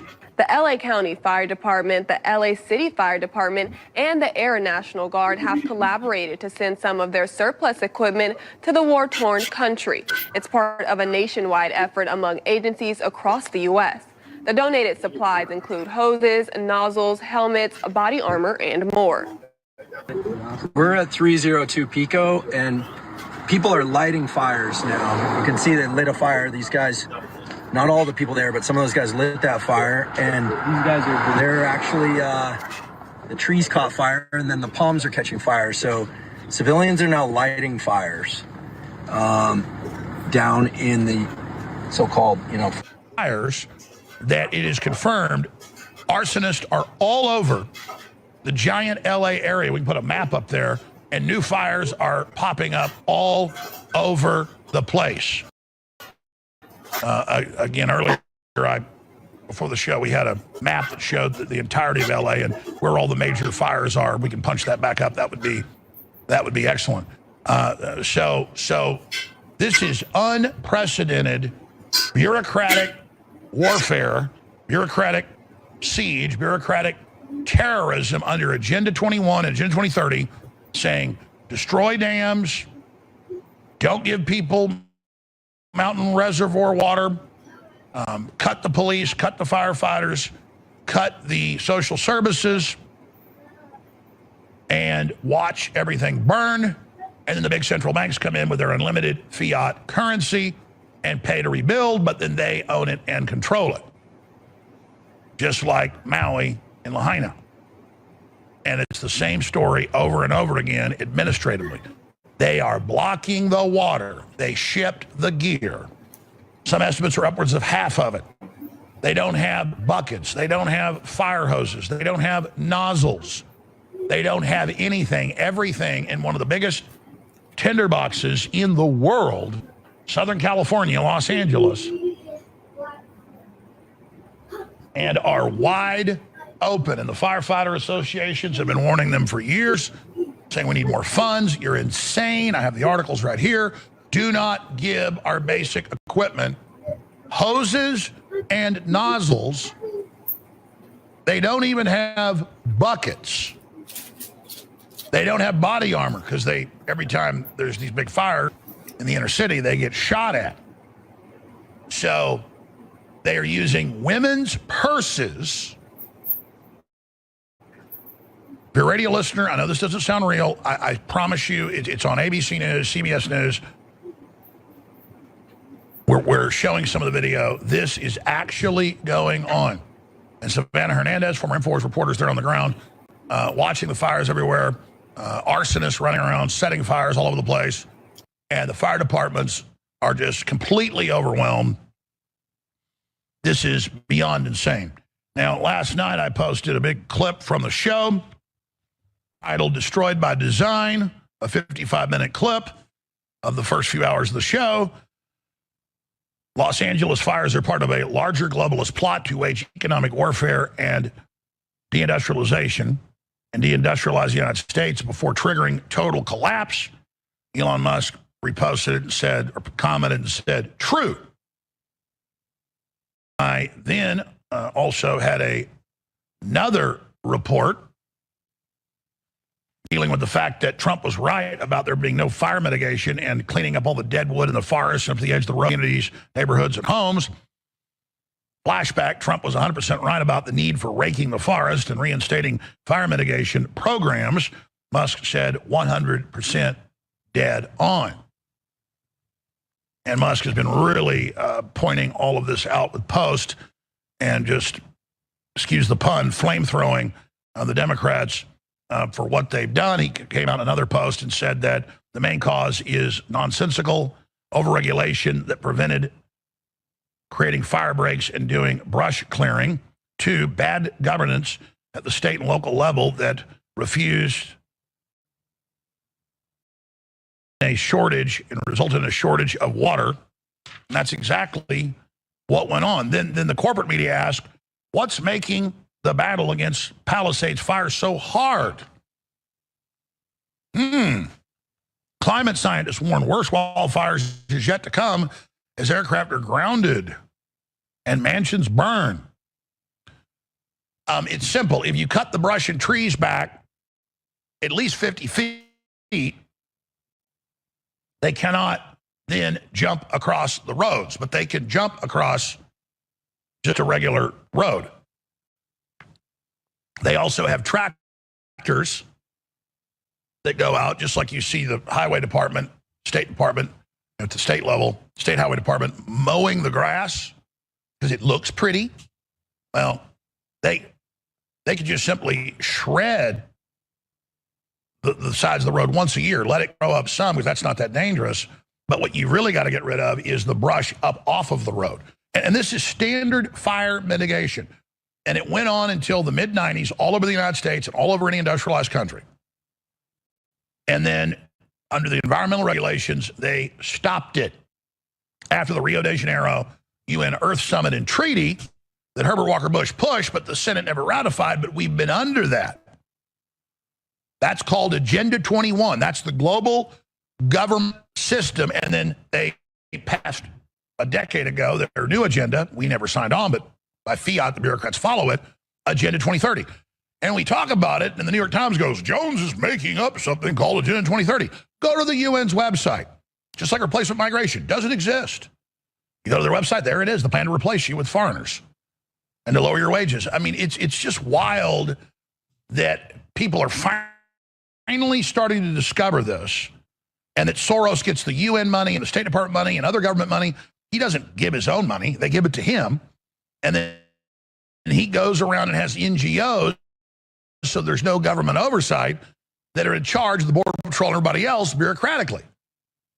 And then they fly in and ship in and politically sign up the left, the people they bring in to be part of their system. So learn about the Sustainable Development Agenda. And it says you destroy the dams, you don't give people the water, you divert the fresh mountain water to the ocean. And Governor Newsom will not release the water that is in those huge reservoirs all over California. That is a huge ongoing scandal statewide. And they've always got different excuses, like the smelt minnow that's not even indigenous to California. It's just fraud upon fraud upon fraud. And then Newsom, when all this happened, says, we need carbon taxes. We need more regulations. It's the fault of all of humans breathing, and carbon dioxide is the problem that plants breathe, that plants grow better. And when you have lower carbon dioxide, it's proven that plants, and you get desert. Things turn into desertification. So they have deliberately done this, deliberately blocked the water, deliberately given the emergency supplies to Ukraine. So basically all the major fire departments around the West, not just here in the United States, but all over the Western world. And you have the idiot mayor and all the rest of them up on TV saying things like we'll play in a moment, that, oh, if you've got a problem and you're trapped, just go to this website. Well, you've got 4 million people, they're now saying, without power. When people can call the fire department, no one answers because they're all out fighting fires with makeshift buckets using women's purses. So you don't cut the brush, you don't have fire mitigation, you block the water, you don't let people have the water, the fire department doesn't get to have the water. For over a day and a half when Biden was there, Tuesday and through yesterday, we put the air traffic FAA alerts out where you couldn't fly in Los Angeles, almost all of the city, including right over the Palisades. And so the emergency state tanker planes and other states that were already there came in. They just sat there and couldn't go into the key areas affected. And then they try to spin it in the community notes. And I don't mind that because it's a lot better than fact checking, but because you can then just, show that, oh, well, these articles here, say that it was because of high winds they grounded the aircraft. Well, I'm going off ABC News and NBC News saying they couldn't put aircraft up there because Biden put an air traffic control system in a controlled zone you couldn't go into. And then I went to the FAA website and we showed it yesterday where they have the control zones that you couldn't fly. And I'm not a pilot, but my dad's been one. I have a lot of friends that are pilots. I fly a lot with private aircraft, and I know that. And I called them. I said, is this a control zone? They said, absolutely. You can't fly anywhere in that area. It's almost all of the city. So you cannot make up this level of deliberate sabotage. This is not ineptitude. Yeah, the DEI people on the ground, they try to hire incompetence so they don't recognize what's happening. So you don't get people complaining, but you do have the firefighter union coming out. I've got the articles right here in the last few years saying, hey, we shouldn't be giving this money to Ukraine. And now you've got them complaining, saying, see, we don't have it. And you have the firefighter union saying, stop cutting our budget. This is insane. And the budget got cut again, $17.5 million just in LA alone. So this is a big deal. Yeah, there's all the zones and the different control systems where aircraft were not allowed to fly. And that's what happened. But boy, they don't want people to know that. And so this is just next level. LA County firefighters send extra equipment to first responders in Ukraine as war drags on. That's 2022, 2.5, 3 years ago. And it's ongoing. Los Angeles fires are part of a globalist plot to wage economic warfare and deindustrialize America before triggering its total collapse. This is what Agenda 21, Agenda 2030 is. Economic, post-industrial world sabotage, the Great Reset, so they can build on our ashes their new world order. So now I want to go through a bunch of these clips. And again, if you want to see the video from the local newscast, ABC, they were all reporting it. Here's the video posted on X. Next level insanity. Biden admin ordered LA airspace closed to firefighter aircraft for over a day during his visit, allowing historic blaze to burn out of control. And this is a 5-minute, 53-second clip, but it's right up front are the clips of them saying it. Now, that's what they're saying they were told. And we have the air traffic control system maps that they put out on their website saying that. So that's a big deal. That needs to be looked into. People need to expose that. On the front line, Quebec planes and BC helicopters battle LA wildfire. Now they're there. Eaton fires are currently on the ground. At the Eaton fires, Savannah Hernandez is currently on the ground, where the entire city streets are engulfed in flames. Firefighters are struggling to contain multiple fires. The winds are starting to pick up again. Residents looking on in disbelief and shocked. We'll get to that report. You got Newsom going around surveying all the destruction. He never seems happier than when he's out there. And every time Trump went out there when he was president, he'd say, look, you got to clean up the forest. You got to pick up the dead wood. You got to cut new fire mitigation. And they would make fun of him. I mean, this is just standard procedure. Here's the letter sent out in December 4th of last year, just a month ago, by the fire chief saying you really do not need to cut the funding. We do not have the equipment. She says we don't have the equipment. We do not have the people. We do not. This is critical, and we're going into the windy season. This is dangerous. Well, why do you not have the equipment? Well, because you gave it to Ukraine. They don't even have buckets, for God's sakes. Yeah, here it is. Flashback. The LA County Fire Department donated its own surplus. Well, surplus is not surplus. Surplus is something you don't need that's old. No. To Ukraine in 2022, 2023, and last year. And then there's got all the DEI hiring practices. They got firefighters that can't even basically walk up a flight of stairs. You've also got confirmed now that most major insurance companies in the last 4 months canceled almost everybody's policies in Los Angeles. And at first they said, oh, it wasn't true. Then they went, okay, it's all true. When people like James Woods came out and said, no, they canceled everybody's in my neighborhood. They went, okay, well, it's because California changed some regulations. Guys, it's the insurance companies that are at the heart of the big globalist banks. It's all one big group, and this is economic warfare, period. Now, let's go through these clips. I've already played some of these. Let me get the ones I haven't played, but they're so important to play them again. Play the first arson video that we got more I'm going to get to as the men set the fires last night or this morning. Then play the clip about giving the equipment to Ukraine. Then play the firefighters battling with hearses. And then go into the mayor saying, well, just go to this URL if you're trapped in your house when you don't have any power. So then get into Newsom blaming Trump.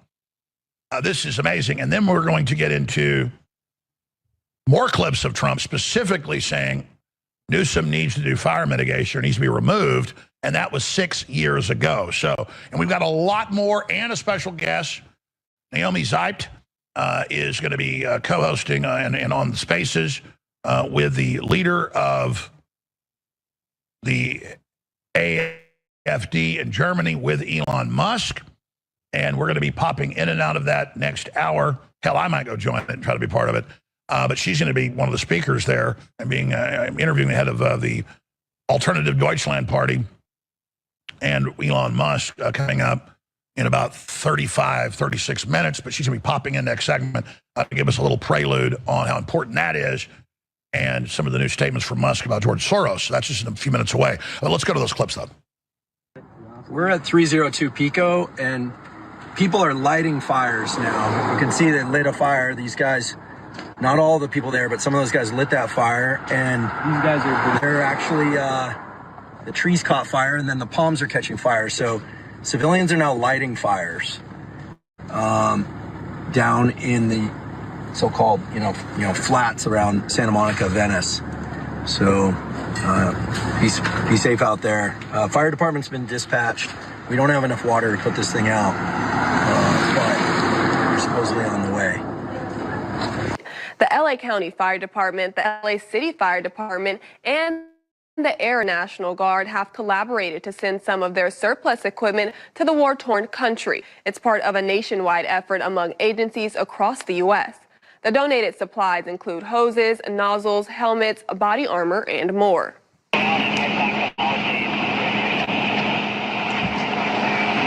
Again, for radio listeners, we're showing footage of firefighters using women's purses. They don't have fire hydrant pressure water, so they have to fill their trucks out of swimming pools, you name it, they're reporting. And then they go with women's purses and dump it on the fires. And this, of course, you look at this fire, there's no fire around that. People are setting these fires. That's confirmed. Arson all over the place. A lot of it's just psychotic leftist, but a lot of it is obviously operatives. Now, if you need help, emergency information, resources, and shelter is available. All of this can be found at URL. Los Angeles, together is how we will get through this. Through the heroism of our firefighters, the vigilance. We're in the public safety phase. I hate to even ask this question, but the president-elect chose to attack you, blame you for this. One can't even respond to it. I mean, it's, people are literally fleeing. People have lost their lives. Kids lost their schools. Families completely torn asunder. Churches burned down. This guy wanted to politicize it. I have a lot of thoughts, and I know what I want to say. I won't. I stood next to the President of the United States of America today, and I was proud to be with Joe Biden, and he had the backs of every single person in this community. He didn't play politics, didn't try to divide any of us. Gosh, he is something else. You know, these people are so evil. Their minions are so inept, so they have plausible deniability and don't know what's going on. As modern Sodom and Gomorrah goes up in flames, they've refused to give them the water out of the mountain reservoirs. They refuse to do fire mitigation. And then the idiot mayor is too lazy to tell them the website or say, put it on screen. She just says URL. That reminds me, in the last few years, they're running public service announcements in major cities around the country, like New York. We played it several times. And they go, if there's a nuclear war and hydrogen bombs are detonating over the city, go to this URL. Go online to the city website. There won't be any city website a half a second after a 50 megaton hydrogen bomb detonates over Manhattan in a 2,000-foot airburst. And unless you're deep underground, you're going to be dead. There's going to be a firestorm from the fire.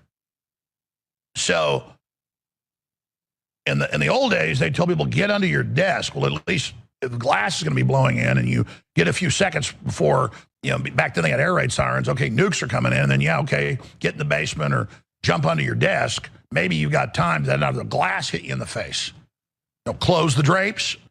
Those are real things if you know a blast is coming. That does a little bit, kind of put your head between your legs, kiss your ass goodbye. No, just go to the city website. Yeah.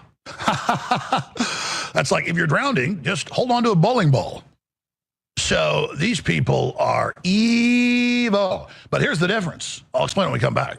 So let's go ahead now and start going through these clips. I want to start over with the clip of the newscast on the situation with giving the equipment to Ukraine. Then I want to show the firefighters now fighting with women's handbags, using them as buckets, purses. Then I want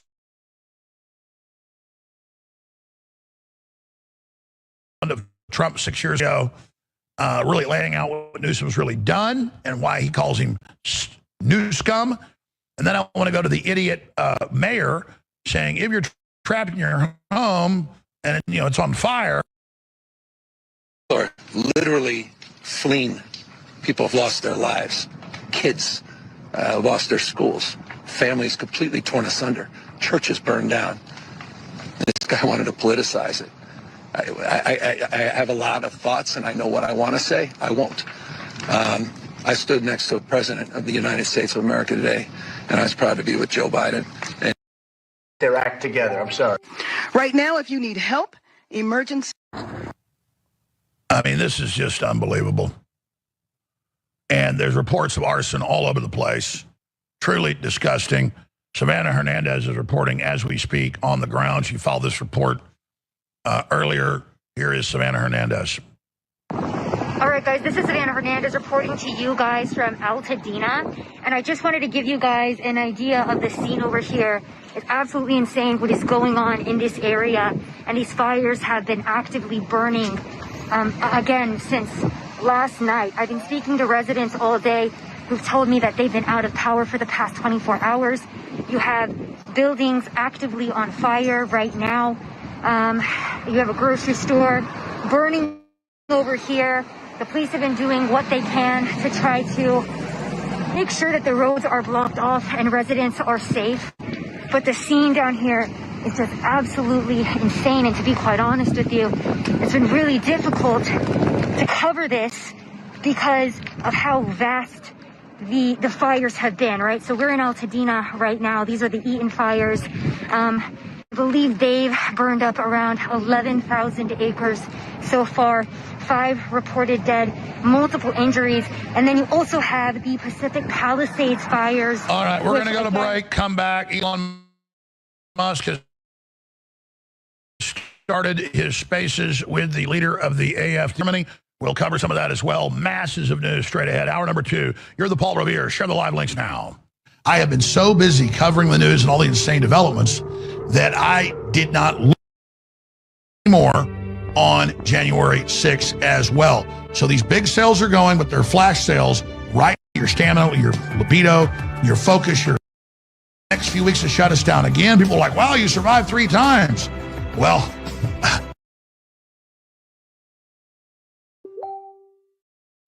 as y'all are listening with me, Mr. Alex Jones is, letting everybody know exactly what he feels is going on. That, they are, looking to build a smart city of some sort.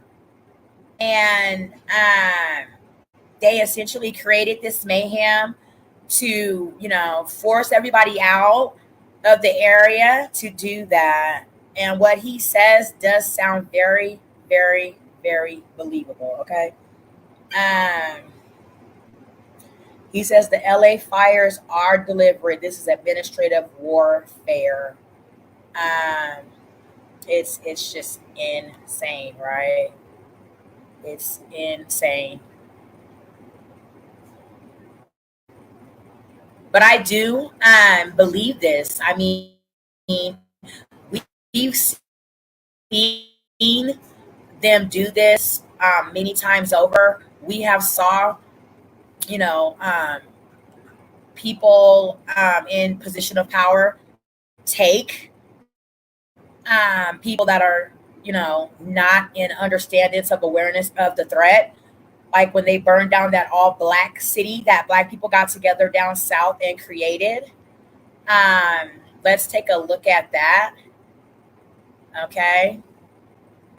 Because that is what they did, right?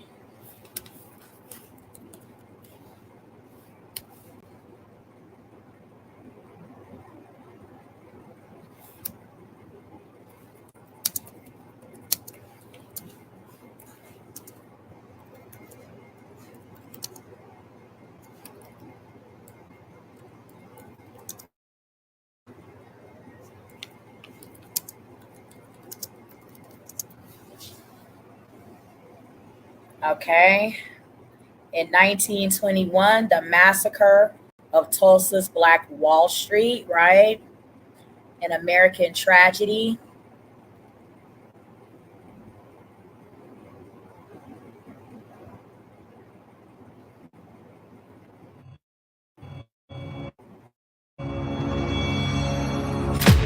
They was given notice out on the street, leave town, leave town.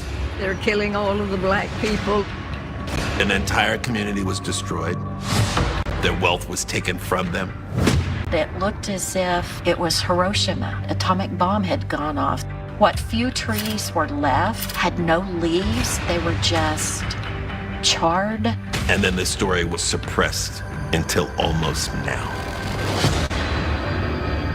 The Greenwood District, or what it becomes known as Black Wall Street. These are people who own their own homes, they had their own businesses. It was a vibrant community. What happened in 1921 on May 31st through June the 1st was 18 hours of sheer terror. I never want to see anything like that again. Never. We don't know who fires the first shot, but that begins a bloodbath. African Americans are attacked in their homes. They are machine gunned down in the streets. They woke up to the sound of bullets hitting their homes. Smoke and flames are everywhere. They set fire to the curtains so the houses will burn. Airplanes, morning of June 1st, flying over the city and dropping turpentine bombs. You are seeing them get away with murder. Murder. It wasn't the only event that took place during a period known as the Red Summer of 1919. Ultimately, it was all covered up. There are generations of folks who grew up in Tulsa who never. There's the immediate aftermath of the race massacre, and there is rebuilding in that period of time. The same will, ingenuity, and determination of black people to make a way out of nowhere. Charred remains of their hopes, the embers of their dreams, and yet from that wreckage, they rebuilt. And we believe very strongly that black Tulsans deserve truth, reparations, and repair.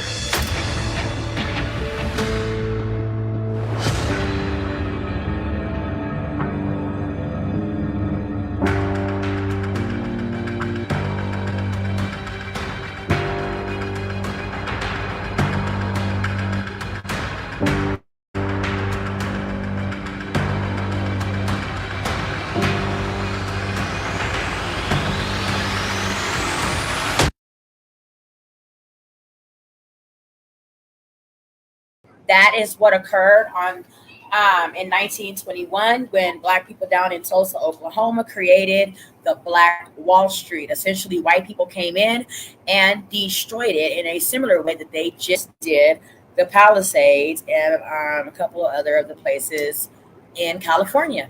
Okay, because why? They didn't like the fact that they were doing something out of slavery that they felt Negroes never should have had the opportunity and advantage of doing.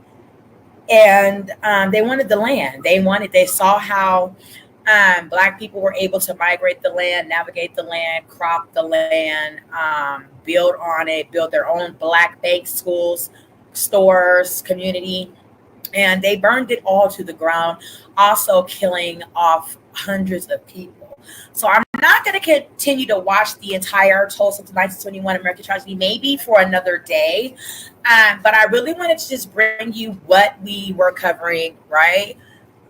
The California wildfires, and just some similar, things that have gone on over the decades of our culture. What has been known to be done if they can't, get you to give it to them in one way or the other, they will get it from you in a way that is, violent, essentially killing you or burning it down to the ground. You therefore no longer have, any means or any way to protect it or defend it because there's nothing to protect or defend. So I really want to thank all of you for joining Tanisha Talks Teas today. I hope you guys have a better sense of awareness. Follow the Alex Jones Show. Follow the Donat Show. Follow all of the people that I use as a commentary reference to pull this show together. It's quite enlightening and awakening for me. I know I've always had a sense of awareness for exactly what has all been discussed in this show tonight because I've experienced some of the worst parts of the things that have occurred in this show tonight. Not to the devastation of like my home burning down, but definitely my soul and spirit have been attacked in a burning full manner and way by such, criminalistic idiots, place of power to do just that, to just, a woman that is trying to stand on her principle in life and essentially live. So not for nothing, I'm a fighter, I'm a warrior, I am a survivor. And, what the devil thought he took at one point, God will redeem you make you whole again.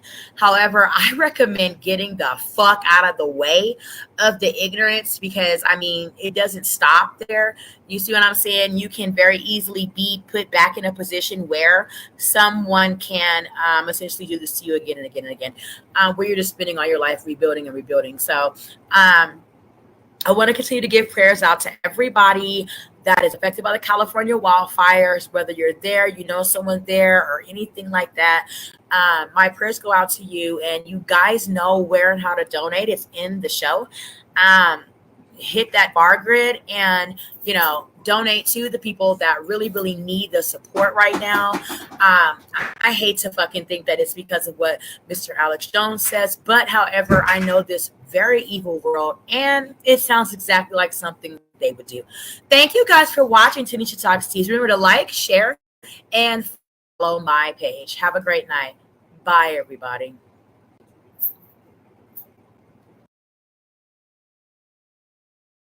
Welcome to Tanisha Talks Teas, where we dive into authentic conversations about ourselves and our community, exploring topics that uplift and inspire us, from personal growth to social change. So grab your teacup and get ready to join the conversation.